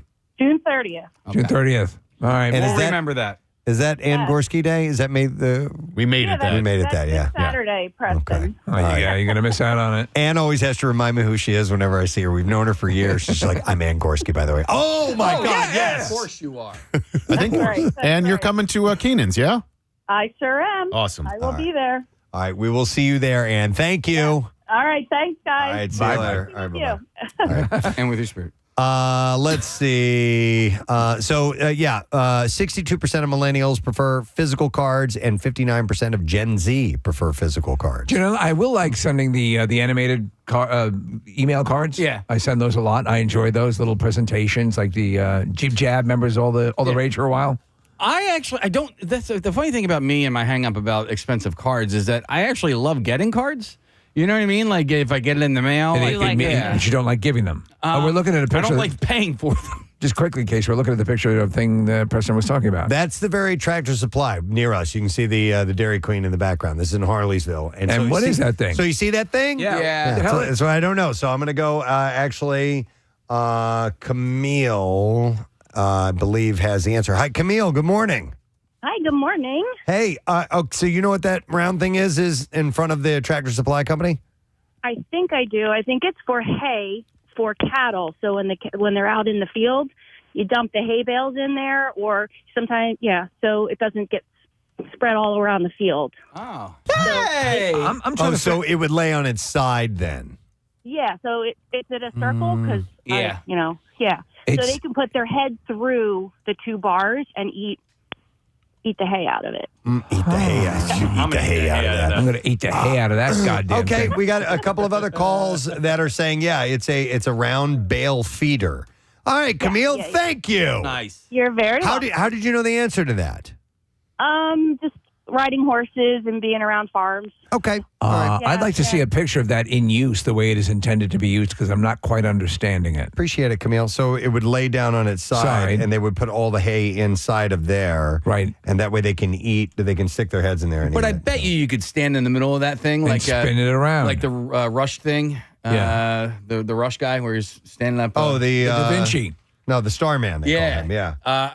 We should get one of those And roll around in it? Yeah. Okay. We should get one for the studio. Yeah, a lot of people are texting in. It's for cattle and it holds hay. Who knew that, right? Mystery solved. Thank you. Look at how quickly we solved a mystery. Yep. All right. Well, people like greeting cards. So, suck it. Yeah, suck it. That's all there is to it. All right. Survey says we're done. But thank you for joining us for this. We will take a break and come back in a moment, and we will have live music in our studio because we have Dave and Tim Hawes who are here this morning, and they'll tell us about this cool musical event coming up this weekend. Stay with us. Traffic on 93.3 WMMR. All right, thanks, Kath. The warmer weather and all this good stuff. You want to get outside. You want to be enjoying all of it. So there's a perfect event for you to go.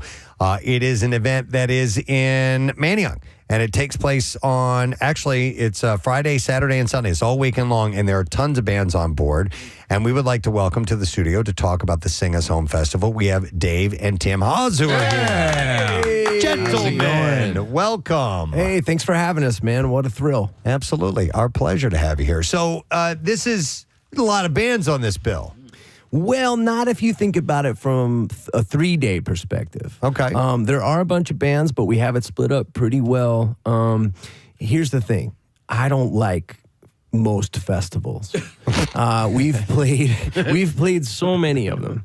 And, often we've played them in Europe. And when the idea came to us to have this, like our manager, Alex, is wonderful, and he wanted to do this, and we had an idea to do something real special in Philly.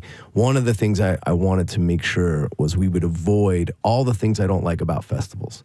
And so there's plenty of spacing in between the bands. It's not one of those things where there's constant music and noise. Right. A cacophony, right? That's right. Yeah. No cacophony. So, it's kind of the perfect, last year was the perfect mix of music, sunshine, food, easygoing vibes.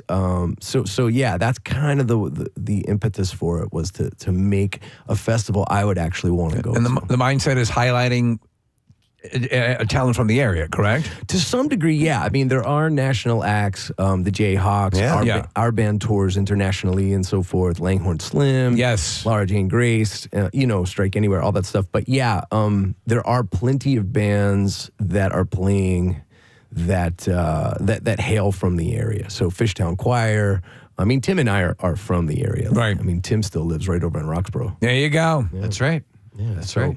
And you can get multi-day passes if you want to do the whole thing. If you just want to go to one show, you can do that, but you can have it set for your entire weekend plans. You can, yeah. You can also, if you have plans Friday, you can cancel them and come to our... That's good, too. You're there for all of it. Dave and Tim and I were talking before the interview, and we were talking about how great Venice Island is in Manayunk, and I haven't been there yet. I've seen it, but I haven't been there for a performance yet. Tell the listeners a little bit about what that place is like, and it took a while for it to get done, but I've heard nothing but great reviews. Yeah, it's funny because, I'm 46 years old, so when I was a kid, Manayunk, I wasn't even allowed to go down there. My mom we lived in Roxborough, and it was like, don't go down to Main Street. There's just drunks and fights and things like that. And now it's completely I mean, it's beautiful. You know, it's really much more attractive drunks. Yeah, well, there still are drunks. That's Yeah. right. Yeah, That whole area was sort of a dream that, to get that redone and the additional parking and they have all the sort of athletic things you can do down there. But that venue, so many people don't know about. That's right. Yeah. Yeah. So when we first were planning the festival, we have a great relationship with Main Street Music. I would go in there as a kid. I'd mow lawns and go down and give my money to Pat. And he would sort of steer me away from some of the thrash metal that I was into and steer me towards the Replacements and other songwriters that I still love today. But when we approached him, we were like, hey, can we do this in your parking lot? And he was like, I don't think it's big enough. No. And he walked us down to Venice Island. And when he said, like, oh, we should do it on Venice Island, I was like, I used to break bottles down there. And, with my friends and get into trouble and spray graffiti. And now it's just this beautiful little enclave between the canal and the river. And there's the Venice Island Performing Arts Center where we do all our VIP stuff. Like that's a little theater that's on site. But we're an outdoor stage for all the main programming. So it's beautiful. I've never been there. I was not aware of this, actually. Yeah, and you know what's funny, Preston, is that like essentially you drive past it every day, and so do I, because when we get on the Schuylkill, we get on Belmont, and it's right across the river, and it's just it's taken forever to make it what it is now, but now that it's there, it's really a jewel in our area, and it's great that festivals like this are happening there. Wow.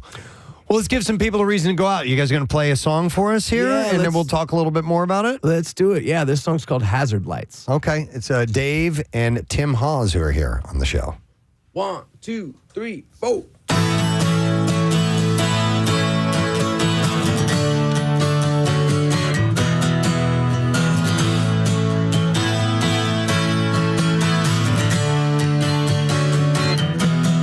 I pulled over so you could puke in the ditch on the shoulder.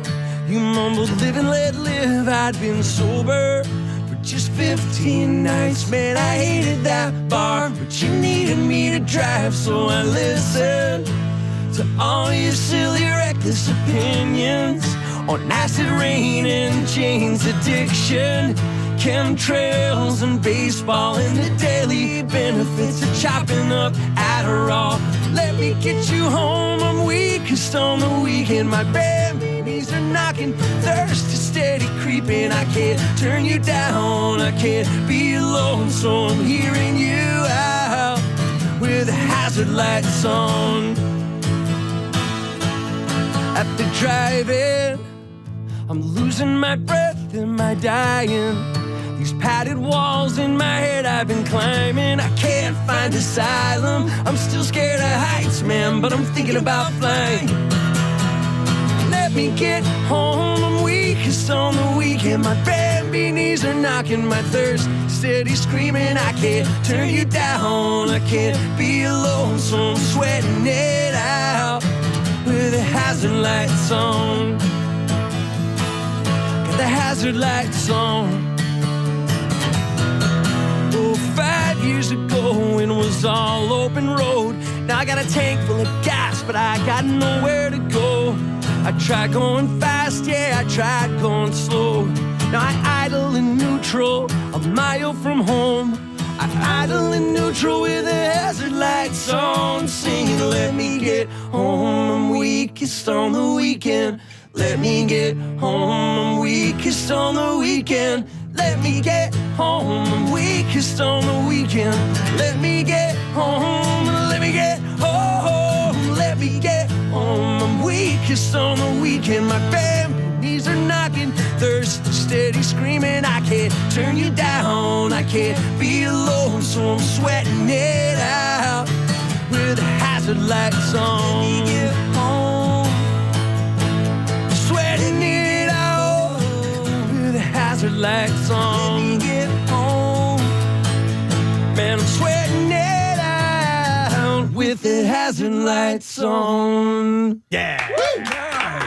Nice. Dave and Tim Hawes are here this morning. A couple of people texting in about the loved ones and yes. asking about that band, your old band. Yeah, and we you did- guys are getting back for this event. We are, yeah. We were busy from 2004 to about 2010.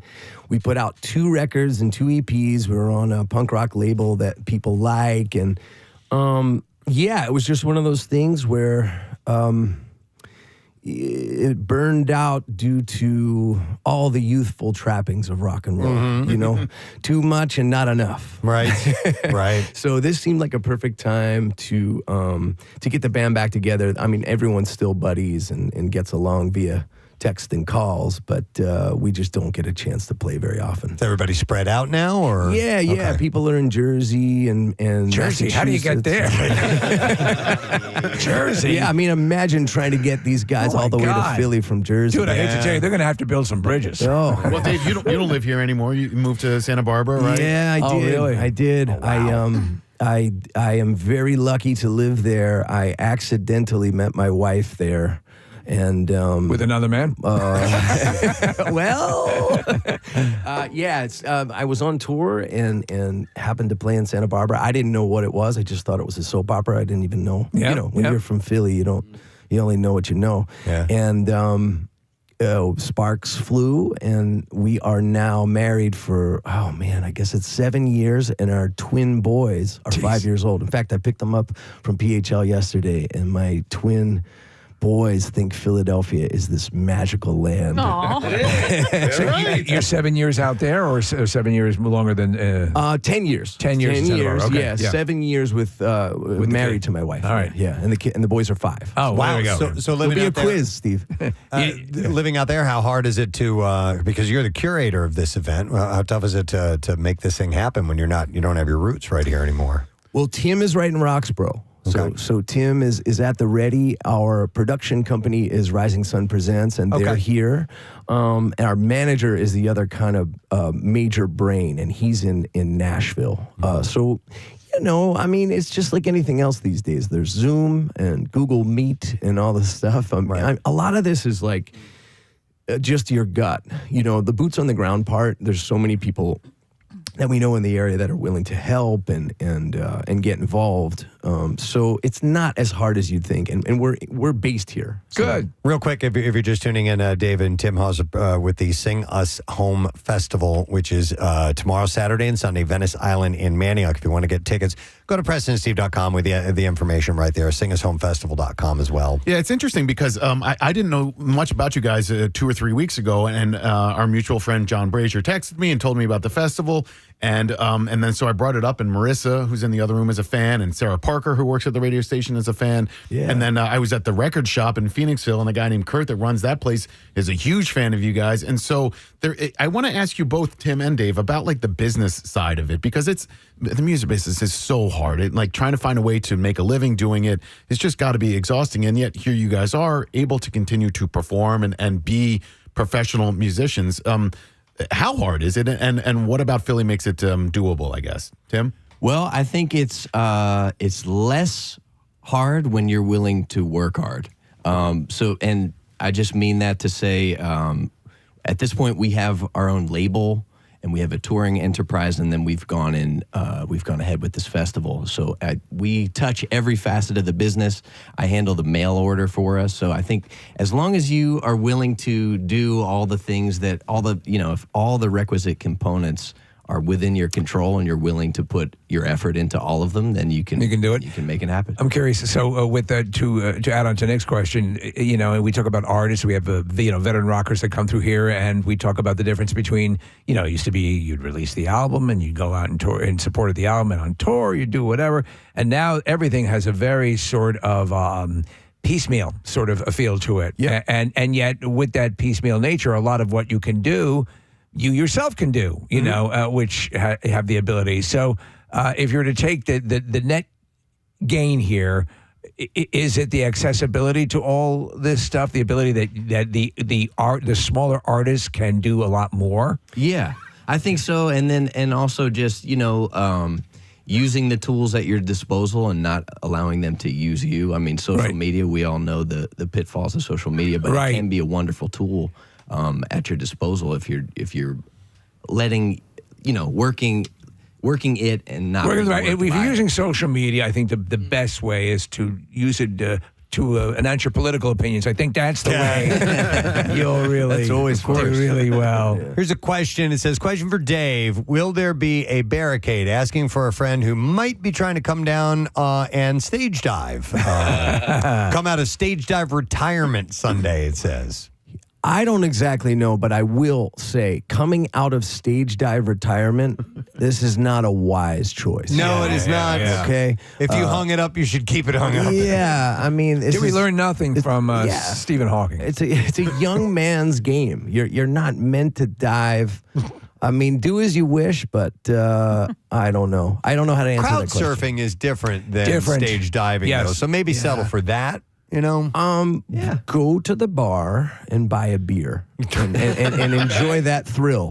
Because as we age, we all know the thrills are on the way out. Yeah. So get the ones you can get where you don't get hurt. So you're saying there's a bar? There is a bar, yeah. I've been sober for 8 or almost 9 years, but I will be living vicariously through the crowd, and I want to see you guys have a good time. 8 years. It sounds like that gal of yours whipped you into shape. She's a therapist. Yeah. There you go. She's By the a way, therapist and just so much smarter than I am. Dave and I apparently met ages ago. Yes. 25 some odd years ago at the Melting Pot.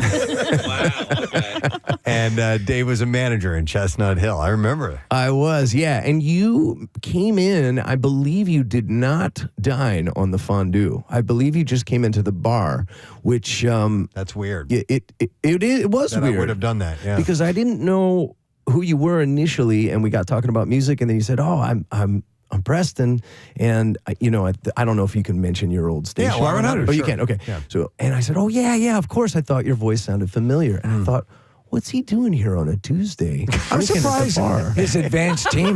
his advanced team didn't come in and prep the place. Sweep and the place. Look for, that could have happened. Yeah, and yeah. perhaps they were so covert that I didn't notice. Right. We don't want his back to this window, snipers. And Dave, you were allowed to look at him directly in the eye even back then? It was, and I fell deeply in love. Yes, Yeah. of course. You have connections with a few staff members. Sarah Parker, as Nick had mentioned earlier, had told me to ask you about this. If you remember, if when Drexel students helped you release a 7-inch in 2009-ish, she said, I think it was called Heavy Heart. She said, I was a part of that group, and it was incredible. So I was pivoting from the Loved Ones into a solo career, and Drexel had a class on the music business, right? And so my friend Darren was the teacher, and he said, "Will you come in and I want to do a project with the kids and show them what it's like to record and so forth." So I went in and met with these kids. And at the time, they were all telling me like what Twitter was, and so forth. And they were like, "You really need to get on social media."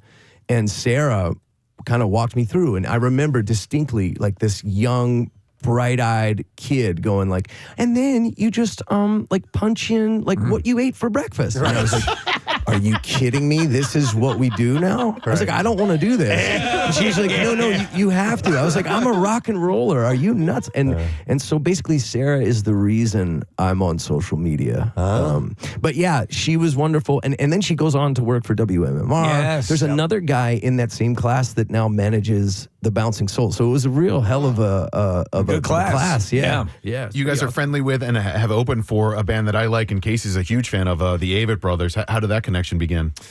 Well, Brian Dilworth, who was a longtime promoter Brian. in Philly. Yeah. R.I.P. We lost him a couple years ago. Yeah. He, when I was a contractor, I remodeled 2 homes for him. Wow.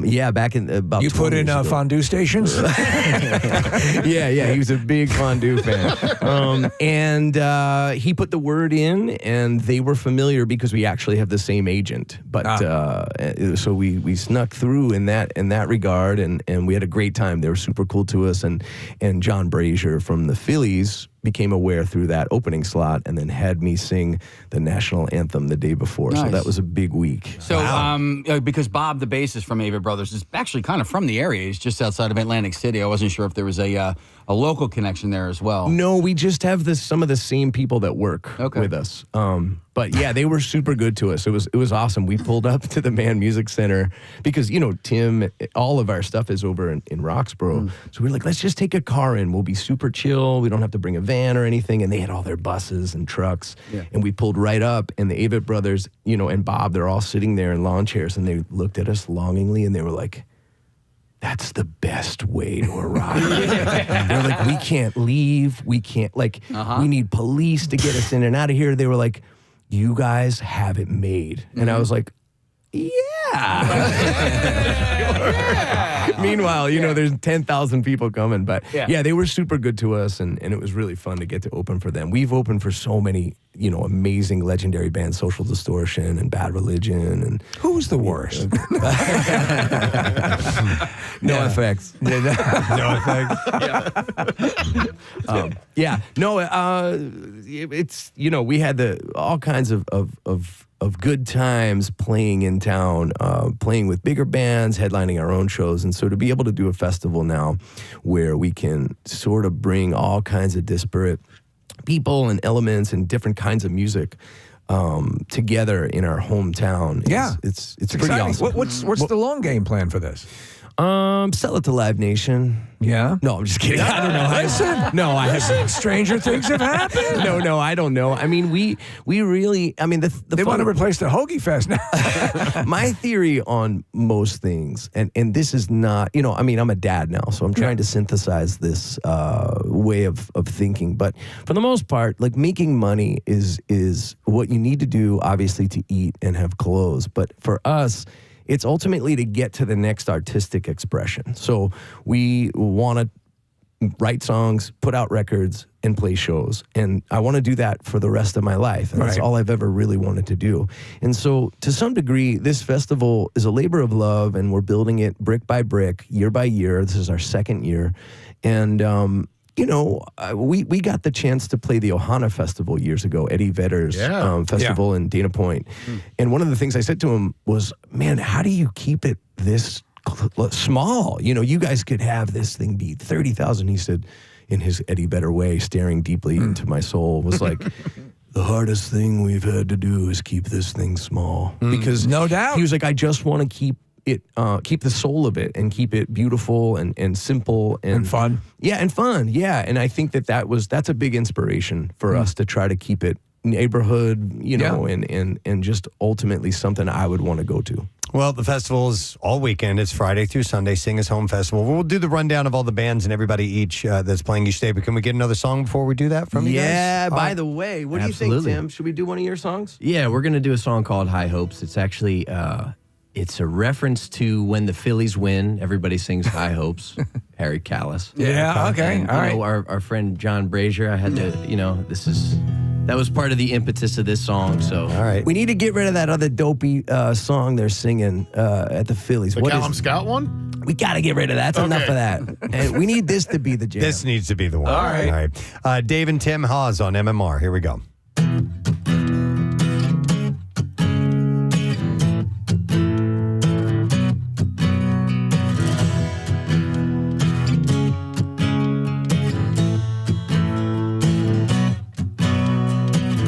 Let's go walking in the pouring rain before it turns to acid. Texas Hold'em in the highway lanes before they turn to traffic. I got a ticket for a one-way plane and watched Phoenix turn to ashes. Oh, turn to ashes. Crowd was singing high hopes, smiling through a broken nose, dancing on a tightrope, I feel a little less alone. I cut myself while shaving my face just to try and find a new habit. losing ground, running in place like a fat man chasing a rabbit. Blood and oil bubbling up on my plate, so I smashed it against the granite. Oh, I need a new habit. The crowd was singing high hopes, smiling through a broken nose, dancing on a tightrope, a tightrope. I feel a little less alone, and I can't tell if this is heaven or it's hell. If it's heaven, let's buy. If it's hell, let's sell. No, I can't tell if this is heaven or it's hell. If it's heaven, let's buy. If it's hell, let's sell. I can't tell if this is heaven or it's hell. If it's heaven, let's buy. If it's hell, let's sell. No, I can't tell if this is heaven or it's hell. If it's heaven, let's buy. And if it's hell, then let's sell. Yeah, if it's hell, then let's sell. The crowd was singing high hopes, smiling through a broken nose, dancing on a tightrope, a tightrope. The crowd was singing high hopes, smiling through a broken nose, dancing on a tightrope, a tightrope. The crowd was singing high hopes, smiling through a broken nose, dancing on a tightrope, tightrope. I feel a little less alone. Yeah. All right. Nice. Dave and Tim Haas are here this morning, and we're talking about the Sing Us Home Festival. It's going to be in Manayunk at Venice Island. Friday, Saturday, Sunday. Whole lot of bands on the bill. You guys are doing... You personally are playing solo sets and sets together that throughout the whole weekend? Yeah, Friday night is a singer-songwriter like campfire style. Okay. So we've got Lara Jane Grace, Amethyst Kia, and Langhorne Slim, and that's going to be more of an acoustic vibe, showcasing kind of like that Nashville round kind of vibe. So it'll be, us all singing together and then, each songwriter doing a couple songs. Okay. Saturday's a little bit more of a traditional kind of rock and roll festival. Okay. So the Jayhawks headline that night, and our band, Dave Haas and the Mermaid, will play right before, and we've got all kinds of great bands that day. And instead of a second stage, this is a cool feature. We have the Ocean Avenue Stompers in from New Jersey, who's a brass band. So in between bands, instead of it pivoting to another stage, right, they maneuver through the crowd and play everything from Beyonce to Rancid to Soundgarden. Like they're blasting away like cool. like in New Orleans. Yeah. So that's super cool. And then Sunday's more of a punk rock day. That's my old band, The Loved Ones, and Strike Anywhere, Mercy Union, Fire in the Radio, and Sarah Shook and the Disarmers are all playing that day. So, and then inside the Performing Arts Center, we do our VIP thing. So there'll be all kinds of different programming in there. By the way, kids 2 to 12 are free. Nice. For the event. There you go. Yep. 0 to 12. 0 to 12 says 2 to 12. It's funny that they would put 2 to 12 because we would going to bounce the 1 years. Yeah. Where you going, you little bastard? Yeah. Don't give me that gaga goo goo crap. Yeah, exactly. Oh, you're one? We expect full boat. Forget it. 2 to 12 is good. Toddler my ass. But food and drinks and the whole nine, everything is involved in this event. So it should be great. Just hoping for great weather. It's looking pretty good. Yeah. You look at, Friday's fantastic. Saturday looks good too. Maybe slight chance for rain on Sunday, but a lot of times that just kind of... It's a punk show, so if it were to rain, it's probably just going to add to the wild vibe. Good. Either way, it's rain or shine. We're going to be there, so you should too. Yeah, agreed. PrestonandSteve.com has all the information. You can also get tickets through Sing Us Home festival.com. So we wish you guys a great weekend. Hope Thank you. everything goes flawlessly, like I'm sure it will, like most of those things do. Oh, yeah. Not one single thing going wrong. That's right. But thanks for coming by here. Hey, thanks for having us. It's a real honor. You guys have been here for so long, and whenever there's like a heritage thing in the city that we can be a part of, it's an honor. So thank you so much. You got it. Thanks, we appreciate guys. it. Dave and Tim Hawes on the show. We're going to take a break. We'll be back in just a moment. Stay with us. Your traffic on 93.3 WMMR. All right, thanks, Kath. We got just a little bit of time to play with because we got Good Money It coming up in about 13 minutes, and I don't have a 13-minute bizarre file that I'm going to do. But I did see this interesting story, and I thought this was kind of cool. Airbnb is launching what's called an Icons program. Yeah, I love this. And users can book stays in famous places and have some unique experiences. And one of the iconic homes on offer is the mansion in Westchester County, New York, that was transformed into the Xavier Institute for Higher Learning from X-Men. Wow. So the house has rooms that are themed after X-Men characters. Like in Wolverines, there's claw marks on the alarm clock and stuff like that. Adding this gimmick to it just might make me consider Airbnb because I tend to not be a fan of the idea. I would imagine some of these are just where they shot the exteriors, you know, and so you have that because I think that's the Westchester one. From the outside, is clearly the house, but I doubt they did the interior shots too. A lot of times I'll just take exteriors of cool looking places. But there's a really interesting one, super duper interesting one. And it's Carl's house from Up. Yeah. Pixar's Up. And it's a recreation of the house with the balloons, the whole thing. And they use a crane and they lift it like 50 feet off the ground and you stay in it. You stay in the house, up in the air. That's kind of cool. Yeah. I mean, I'm down with that. Where is this? I don't know where that is. These are all in different locations. This is Airbnb. Oh, it's in, I get it. It's in New Mexico where they have that hot air balloon festival. The Up House. right. You know, they have that massive hot air balloon festival every year. Yes. And so it's not too far from there in a town called Abiquiu. Buke? Puke? Jackie could pronounce it. Yeah. Abiquiu. Okay. Abiquiu. It's kind of cool. Yeah, it's really cool.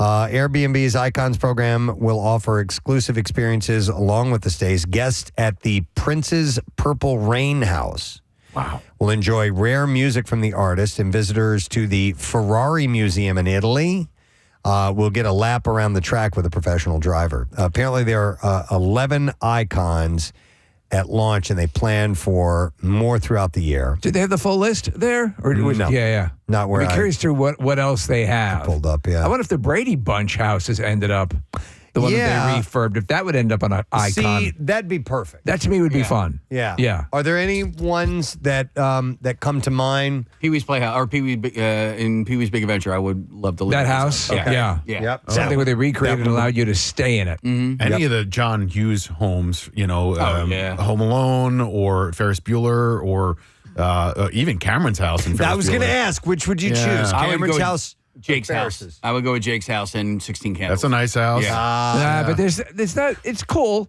Yeah. His parents were really rich. They're really that's what rich. I'm saying. It was a cool house. Because they had the wine cellar and all that stuff. When they were swimming in Ferris Bueller's Day Off, whose house was that? Was that Sloane's house? Yeah, because Ferris had to run home from there, didn't he? Yeah. To get back to his house. Because it wasn't Ferris's house and it wasn't Cameron's house. It certainly wasn't Yeah, Cameron's. so it had to have been Sloane's. Yeah. What about the Addams Family house? Ooh. Or the Munsters house? Yeah. Now, they've taken a swipe at those with various Halloween attractions throughout the years, but what if they had an actual house that had all those elements? I would be down with that. That would be very cool. What about the Duke brothers' house from Trading Places? Oh, my God. I thought you were going to say the Dukes of Hazzard. Yeah, me too. No, That one, that Duke Hollow. Boys. Yeah. Duke and Duke. Yes, that's a real home on the main line, right? I think actually we talked about this. I think maybe I always get it wrong, but the exteriors were shot here. Yes. And the actual house was in Long Island or something. Oh, Steve? Well, they didn't really, Yeah, I don't yeah. remember them showing any scenes inside. Yeah, they're There's the staff is waiting for them outside. right. And they did. Remember, they shot a lot of that here in Philadelphia. So I think most of it took place in Duke and Duke, which was in Center City. Now, I don't know if they did the exteriors there or interiors there. I think they did, which is right by the Avenue of the Arts is where that building is. But yeah, dude, that house, oh my God. That's ridiculous. We're looking at a picture of it right now. Yeah, it's that's pretty amazing. That's full-on mansion. The thing is that, obviously they're going more for places that exist. Like they had to create the up house, from scratch. I'm trying to think of the Batman Bruce Wayne homes. Would you? I mean, yeah, those are just straight up mansions. Yeah, mansion people. I would love to mansion people. I'd love to stay in the Bat Caves. Yes. Now that's where you're going to get the fun, but I don't think they really exist. What are your thoughts on like penthouse living in New York City? Well, I was thinking about the penthouse in Batman. His Dark Knight. Right. No, Dark Knight. Yeah. Where the Joker meets up with them. That's a pretty cool place. Right. I mean, they're pretty badass. You're talking about the penthouse apartments? Yeah. They're pretty awesome. I mean, I like having grass, yard, land as a part of that, but what was that? What was that? Oh, shut up. You turn your mic off. Listen, my phone thing is gone. Oh, what? Hang on, let me look. Wait, I see where it is. If you see 3 down from the processors, the button has been pushed. No. Which one says phone? Munchkin phone pilot right here. What in the holy hell? Because listen. How are you going to make phone calls? This is set. This is set. All right, I just turned it off. Don't worry about it. Doing the old unplug it, All plug right. it back in thing. Did you unplug it? Did you really? Did you restart it? Did you restart it? Do you think you did? Try it. Oh! What? No, I'm screaming. No, it doesn't work. Don't worry about it. We'll have someone fix How am I it. going to make phone calls or be crazy guy? Don't worry about it. We'll eventually have someone. Oh, I thought of another one. What? The house in Not As Good As It Gets, the Jack Nicholson movie in the really beautiful beach community. Yes, with Keanu Reeves Yes. and Diane Keaton. That's as good as it gets. No, it's not. It's a different one. That's No. not about Schmidt. But yes, that home on the water is fantastic. So you're staying, obviously you can stay for a multitude of reasons, one of them being something being incredibly posh and amazing looking, or you can stay because it has cool, real pop culture cred. The movie is called Something's Gotta Give. Yes. Yeah. Great movie. Yeah, that's a beautiful house. That is.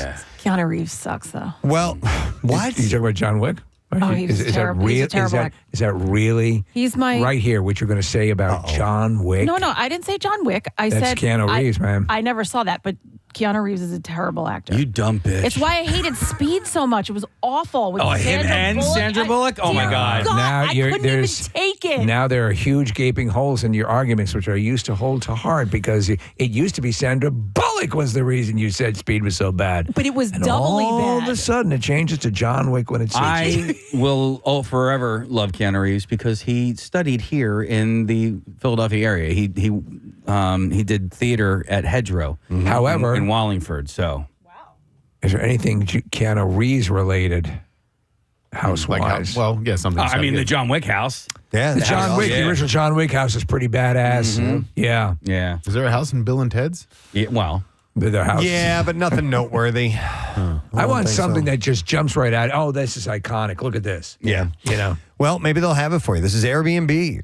It's called their Icon program, so you should be able to look up and find out what all they are going to have available. And I would imagine if they have some success with this, that they will expand on it a little bit. So Nick has pulled up a little bit of it. There's some international ones that I'm not familiar. Like there's a Bollywood one and one for a place in Inside Out 2. Inside Out 2. Yeah, which hasn't even come out yet. So there's a pretty extensive list. You can also do a VIP thing with Kevin Hart, which is impressive. What was Inside Out?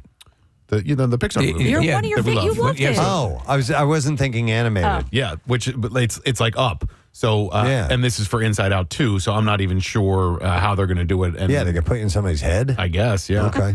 you can live in the control center of Riley's emotions. Maybe. All right. Well, anyhow, it's an interesting idea, and they're moving forward with it, and we'll see what kind of success they get. All right. We're going to do the Bizarre File stories right now. WMMR presents Preston and Steve's Bizarre File. Brought to you this morning by Monster Jam, the only place to see the legendary Gravedigger tear up the dirt. And you can see racing, big air, and backflips when Monster Jam roars into Lincoln Financial Field. And that is going to be on May 4th. All right, here's a story out of Florida when an Arcadia man decided to meet a Wakalua woman in real life. After the pair connected online, he probably didn't expect to be dodging bullets at the end of the date. The victim met Crystal Skiba at her home, and after being invited inside, things became aggressive. Investigators say Skiba tried to seduce the man and then demanded money, pulling out a handgun, and tried to block him from leaving. Wow. As the victim was running away, investigators say Skiba fired several shots at his vehicle. He managed to escape. He called the police for help. Detectives say they found the gun. Back, we're going to go to Floral and Hardy. Used in the incident, as well as illegal drugs inside Skiba's home. 2 children were home when the situation took place as well. Now, you sweeties, go to bed. Mama's got to shoot someone. Skiba had been charged with attempted first-degree murder, shooting into an occupied vehicle in possession of a controlled substance. Man. All right, this is just stupid. Nearly 200 programs to raise baby salmon in a controlled environment dot the rivers in Oregon, holding them before releasing them into the wild to live out the life cycle. Last week, a man broke into Winchester Bay Salmon Trout Enhancement Program in Oregon and poured bleach into a Chinook salmon tank, killing about 18,000 fish. Why would you do that? Yeah. Authorities arrested 20-year-old Joshua Alexander, and it was a day after the chemicals were dumped into one of the hatchery rearing ponds. And what are you doing? He told law enforcement officials he'd visited a storage area that day before and picked up a bottle of bleach. Oh, man. He was arrested for second-degree burglary, criminal trespass, and criminal mischief. Listen to this. The maximum penalty for poaching Chinook salmon, a species that's protected under the Endangered Species Act, is $750 per fish. Oh, wow. How many? Such a crock of 18,000. Oh, my God. Good. If officials assess fines for every salmon killed, he could be asked to pay nearly $14 million in restitution. Wow. So- It's non-negotiable. Totally. $14 million. That's crazy. Those things can get huge, by the way. Yep. All right, a lawyer who made headlines for an expletive-filled DUI arrest in 2019 has now been ordered to stop practicing law by the Florida Supreme Court. Didn't get a promotion? James Alfred Stanley Jr., who once told police officers, F you, I'm a lawyer, you dumb F. Wow. Might have been the husband of the woman you encountered, Kevin. Has now been suspended from the Florida bar through an emergency order. A petition by the Florida bar to suspend him, who worked, by the way, for the Jacksonville law firm Myers and Stanley, was granted Tuesday. The petition accuses Stanley of stealing money from his clients' settlements rather than paying the money out to the clients. The order said that he has caused or is likely to cause immediate and serious harm to clients or the public by misappropriating funds. So he's ordered to stop practicing and drop all current cases. Stanley was taking money from client settlements instead of paying the money out to his clients. He was just taking the money that they got in the settlements. He was just taking it. This is mine. Yeah. I worked for this. I want that. He had overdrawn an account where the trust money should have been between $30,000 and $107,000 over 7 months. One client had received a settlement of $110,000 and had only been paid once, a payment of $4,000. 2 checks totaling $70,000 were deposited into the account for another client. That client only ever received 1 count from Stanley, and that was $370. That's insane. He was just flat out stealing. Yeah. And this is the Bad idiot lawyer. that when he was driving, he almost hit several mailboxes in 2019. Police had approached him. He had an open bottle of rum in his lap. And I suppose that's illegal. When asked if he was drunk, he replied, I'm effed up. And said he had been drinking since 9 a.m. but left the house because he needed more booze. You think as a lawyer he'd know not to say anything incriminating. God, what an absolute moron. All right, one last story, and then we have to wrap it up. All right, let's go with. I need a short one here because we got to do the money giveaway. All right, let's go with this one. When a UK woman decided to try a little do-it-yourself tanning regimen using a combination of self-tanning products, she ended up with an alarming green hue instead of skin like a sun-kissed tan goddess. Despite layering on products from brands like Bondi Sands and Saint-Tropez, Bobby Jo Houston's skin looked like an avocado. Something went wrong. Which she documented in a viral TikTok video. Horrified by her unintended transformation. I think I did something wrong. Her unintended transformation, Houston worried that she wouldn't be able to attend a planned outing with her 19-year-old daughter, but ultimately managed to wash off most of give mommy a kiss. Discoloration in time. While it left her with as the butt of jokes online, she was eventually able to see the humor in the situation. All right, we got to do it, man. It is 10 o'clock, so here we go. 93.3 WMMR Philadelphia. It's time for a Good Money It keyword. All right, the word is coupon. COUPON. And you have until 15 minutes after the hour to enter that. 3 ways to do it. Enter it at WMMR.com, through the MMR app, or you can text it the special contest short code number, which is 45911. One random entry wins $1,000 in our company-wide contest. And each winner gets a call from Beasley. Make sure you answer your phone. Contest rules at WMMR.com. And it's sponsored by McLaughlin Plumbing, Heating, and Cooling. So the word again is coupon, COUPON. We're waiting on you. Send it over now. We are going to take a quick break. We'll come back in a second. We'll give away more stuff. Lesson question, trash, and music news are on the way. Stay with us. Storm on 93.3 WMMR. I get off. As the great Bill Weston has proclaimed on this very radio station. I have to check in with Bill. We do. We got to see how retirement is treating Bill and what he's doing with his days. So it's 10 minutes after 10 o'clock. You know what? You still have 5 minutes to enter the word coupon. What? Yeah.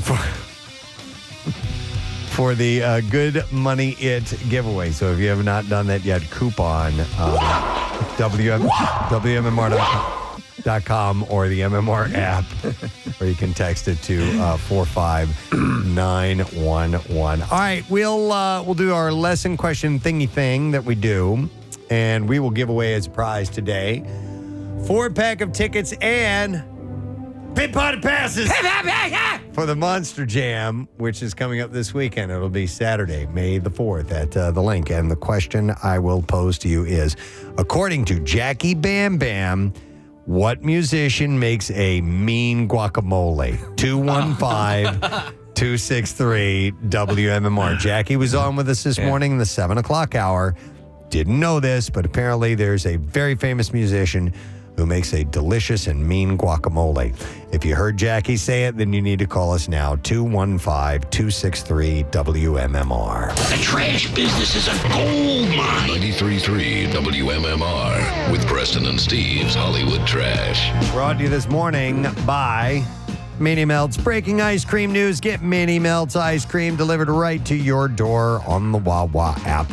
You're just a few clicks away from enjoying your favorite Mini Melts flavor. So download the Wawa app today. What's going on this morning, Steve? Well, Kanye West saying his proposed Yeezy porn will produce adult content that is strong on story. West says the trick will be getting those stories in before the audience blows their load. Oh, my God. John Gosselin, who recently lost 32 pounds, saying he wished he had, quote, gotten on the Ozempic train earlier. Gosselin says he also wishes there was a version of Ozempic that could reduce your ex-wife. And finally, the social network writer Aaron Sorkin giving an update on his sequel to the 2010 biopic of Mark Zuckerberg. Sorkin says the sequel will take a decidedly more aggressive turn and will be titled Too Social, Too Network. Alrighty, we will see if indeed we can get a winner. According to Jackie Bam Bam, what musician makes a delicious guacamole? We'll go to Steve to see if he knows. Hey, Steve, good morning, bud. Hey, Hey, good morning, guys. Oh, my God, I've never actually got through, so this is amazing. I love it. Let's make it even more amazing. If you can give me the answer, according to Jackie, which musician makes a delicious guacamole? Billy Gibbons from ZZ Top. Yes! Nice job, Steve. Hang on the line. We'll get your information. We'll give you a 4-pack of tickets and pit party passes for the Monster Jam Saturday, May 4th at Lincoln Financial Field. It's the most heart-pounding monster truck event and experience that you won't forget. Monster Jam is as big as it gets, and you can see it live at Lincoln Financial Field this Saturday. Tickets on sale now via Ticketmaster. Music news. Now, Preston and Steve's Music News on 93.3 WMMR. Brought to you by Rita's Water Ice. You can head to Rita's to try their brand new Oreo frozen coffee. Rita's takes their takes their cold brew frozen coffee and blends it with delicious Oreo cookie pieces. They just take their leftovers. Put this in cups and sell it. No, it's the perfect pick-me-up. Be cool. Eat Rita's. A couple things here. Coldplay has a big gift for fans. The acclaimed Music of the Spheres world tour was captured in a concert film titled Coldplay, Music of the Spheres, live at River Plate, which hits cinemas for a limited 2-day run, or did hit cinemas for a limited 2-day run last April. Filmed during the band's sold-out 10-night stint at Buenos Aires River Plate Stadium. The movie features remixed and remastered sound as well as stunning visuals captured using 30 cameras, racing drones, and 360-degree filming techniques. So let's say you can't make it to the Sphere, but they start releasing some of these productions as concert movies for IMAX theaters that, granted, aren't the same complete comprehensive thing, but might be pretty impressive. Yeah. You know? That could be pretty cool. You know what I'm saying? But just to be clear, this was not done at the Sphere. It was not done at the Sphere? No. It was called Music of the Spheres live at River Plate in Buenos Aires. So on May 11th, the concert film will be aired live on the Veeps streaming platform, allowing Coldplay fans around the world who couldn't attend the shows in person to experience the tour. The free live stream will be followed by a $3.99 on-demand rental option for those who missed the initial broadcast. The set list for the concert film includes classic Coldplay hits like Yellow, Fix You, and Viva La Vida, as well as songs from the band's latest offering. The show also features special guest appearances from HER and Jin of BTS, who joined Coldplay for their live debut of his solo single, The Astronaut. Did you ever see any of those concert movies when they would release, would you guys go to the theater to see? I never did. Yeah. No, did you go to any? No, The Last Waltz. Yeah. What were some of the other? There have been a couple over the years. That one jumps to mind, but the others escape me. But yeah, they would, a lot of times they'd be midnight showings, especially that kind of thing. Yeah, I never did go to those. I want to point this out at WMMR.com. Sarah Parker's interview with Vince Neil and Tommy Lee is up and running. Plus a video for Dogs of War. Which I think is a really good song. Yep. And so you can also check the concert calendar. We had Jackie in earlier this morning. He is hosting the shows in Atlantic City, 2 of them. And he's going to have a chance to, do a little meet and greet with the guys. Yes. Jackie sent me a picture of him and Tommy Lee playing golf together. Jackie's wearing shorts. So they go way, way back. And just check WMMR.com for all the information. But the interview is up and running if you would like to see Sarah. She does great interviews, and she sits down with Vince and Tommy. A gentleman by the name of Richard Tandy has passed away. He was inducted into the Rock and Roll Hall of Fame in 2017 as Electric Light Orchestra's longtime keyboardist. He passed away at the age of 76. Jeff Lynne shared Tandy's passing on social media yesterday. He wrote, "It is with great sadness that I share the news of the passing of my longtime collaborator and dear friend, Richard Tandy. He was a remarkable musician and friend, and I'll cherish the lifetime of memories that we had together." Lynn also included several photos and a video of the two from over the years. The cause of death was not revealed. When Jeff Lynne when he revived the group as Jeff Lynne's ELO in 2014, nearly 30 years after they disbanded in 1986, Tandy was one of the only prior members to return. Yeah, he's one of the original guys. Yeah. So then you saw him. Yeah, he was. I saw a picture of him today, and I absolutely remember this guy on stage. The following year, in 2015, Lynn and Tandy performed with Ed Sheeran at the Grammy Awards, with stars in the audience including Paul McCartney singing and dancing along as they played Evil Woman and Mr. Blue Sky. Yellow was, of course, inducted into the Rock and Roll Hall of Fame in 2017, and in 2021, they celebrated 50 years, which is wild. And he's doing one more tour, Jeff, coming back later on this fall. And then finally, I'm going to reiterate the information we had from earlier. Dave and Tim Hawes were here performing live in our studio, and they're promoting this event that's coming up. It's a festival concert, and it's this weekend in Manayunk. It's Friday, Saturday, and Sunday. It's called the Sing Us Home Festival. Loads of different people playing. Friday is kind of like a singer-songwriter day. Langhorne Slim, Amethyst Kia, Dave and Tim will be performing along with Laura, Jane, Grace. Saturday, the Jayhawks, Dave Haas and the Mermaid, which is Dave's main band. Laura, Jane, Grace, Tim Barry, Shug Daniels, Space Cadet, Fishtown Choir, and Ocean Avenue Stompers. And then Sunday, the bands The Loved Ones, Strike Anywhere, Sarah Shook and the Disarmers, Fire in the Radio, Mercy Union, Ocean Avenue Stompers as well. So we have all the information at PrestonandSteve.com. But they were really nice guys and played some cool tunes. And so definitely wanted to give them a little plug-o-rama for that. Absolutely. Again. So, but that's it in music news. That's all you need. That's all you need. We're going to take a break. We'll come back in a second. And it's a few minutes earlier than usual, but we are going to wrap up the show when we return. So we'll get the letter of the day for the Word of the Week prize and all the info you need to know. So stay with us. We'll be right back. 93.3 WMMR. The beautiful people stay high.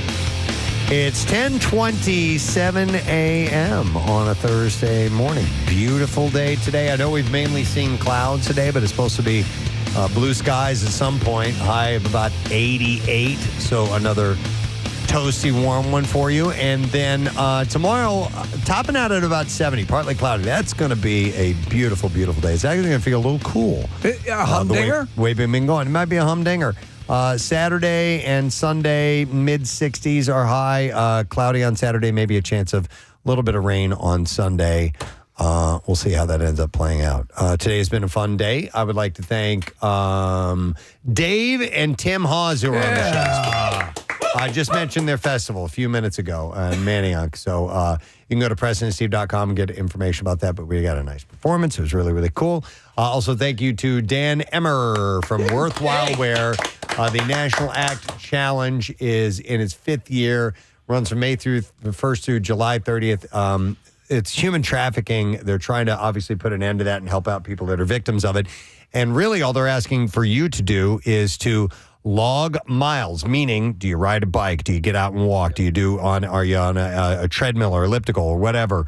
And you pledge to, you log these miles, and then there are corporate entities that have pledged a certain amount of money per mile. And so collectively, if we do this, these companies will pay up to the charity, which is pretty cool. So they're not asking you for money. They're just asking for you to participate and log these miles. And it's a real easy way to help out some people that really need help. So worthwhilewear.org, or you can go to PrestonandSteve.com and get the information there. Pierre Robert's here. How do, sir? Greetings. Nice to see you. The azaleas are peaking. Are they? It's a beautiful time to look at the azalea bushes, and there's an explosion of color in them, almost psychedelic. I was telling Casey this earlier today, Pierre, but my grandfather, my dad's dad, was a huge fan of azaleas, and I was in Wallingford over the weekend. Casey had an event in media, and I swung by where my dad grew up, where my grandparents lived, and their azaleas were all still there. He planted them 50 years ago, maybe even more, and they're all in bloom, and it's a really nice little legacy of a house that he lived in a long time ago, but just to see something that he created and planted a long while back, to see them blooming now, it did my heart good. So I love that you bring those up. Did you take a picture? I took a bunch, yeah. Good. Yeah, Very sent them good. to my dad, which made my dad happy. Watch the azaleas. What do you grow at Casa Robert? Asparagus. Asparagus. Wow. My And, asparagus tree is blooming. It's also a beef farm, is it not? It's a beef farm, yeah. We got 100 head. But you're benevolent. 100 head. Yeah, 100 head. 100, yeah. That's a lot. You're going to get the rest of them later. Yeah. Do you have any plants in the house? Do you have any at all, a green finger? No, not really. Well, no, I have houseplants. I have a fern that is almost still alive that I brought from California in the back of my Volkswagen van. Oh my God! All those years ago. Wow. Wow. Well, good. That's 42 years. That's a good run. Yeah, and I've got to water that plant. Yes, you do. But yes, I have a fair amount of plants. We just started planting a couple of days ago tomatoes. We planted jalapeno peppers, poblano peppers, bell peppers, some scallions, whole bunch of herbs. You do poblanos Ready to before? go. Is this the first year? No, first time trying peppers out. I'm looking forward to this. Yeah, they If you don't usually take do proper well. care of them, they'll become a vegetable. I'm curious as to how they're doing in I thought that was funny. harvest time. Yes, you have a whole bunch of stuff. You have your little victory garden, don't you? They love it. There it is. Yeah. Letter of the day. Yes. All right, here we go. Preston and Steve on 93.3 WMMR. Now, the Daily Letter. And the Preston and Steve Show is brought to you today by the letter. V as in victory. All right, and we got one more to go. We're going to give away the Powhatan Tiki Cruise for up to 16 people. Powhatan in Ocean City, New Jersey is the only authentic Caribbean tiki boat experience at the Jersey Shore. And let's see. The summer ultimate summer experience. The ultimate summer experience. For celebrations of any kind, from relaxing day drinks to unique bachelorette parties, look for the big friggin' deal next week to try it for yourself this summer and save yourself some money, by the way. So You've done them, Kathy. They're supposed to be a blast, right? You know what? I actually She's seen them. I have never been on them, but yes, they are a blast. It's so much fun, and theirs always looks like there's a party going Yeah. on. Like they definitely have fun on those. That's cool. Nice. What's up on the show today, Pierre? It good today. I've got Good Money coming at noon, and also 3 and 5 o'clock this afternoon. We have a workforce box of Metallica, Godsmack, and Jimi Hendrix, and it will be a fun day. Nice. We're going to thank our sponsors. President Steve Show is brought to you today by Dunkin'. President Steve Show runs on Dunkin'. Also brought to you by Acme Markets, fresh foods, local flavors, and by Coors Light, presenting Preston and Steve's official opening of the Jersey Shore, live from Keenan's Choose Chill. Tomorrow on our program, our good, close personal friend Kate Flannery of The Office fame, along with another Office alum, Creed Bratton, who we got to know not that long ago, will be stopping by. And of course, we'll do all our Friday things. We'll have some other things to add in there too. That's it. We're done. Rage on and have a great day. We'll see you tomorrow. Bye-bye.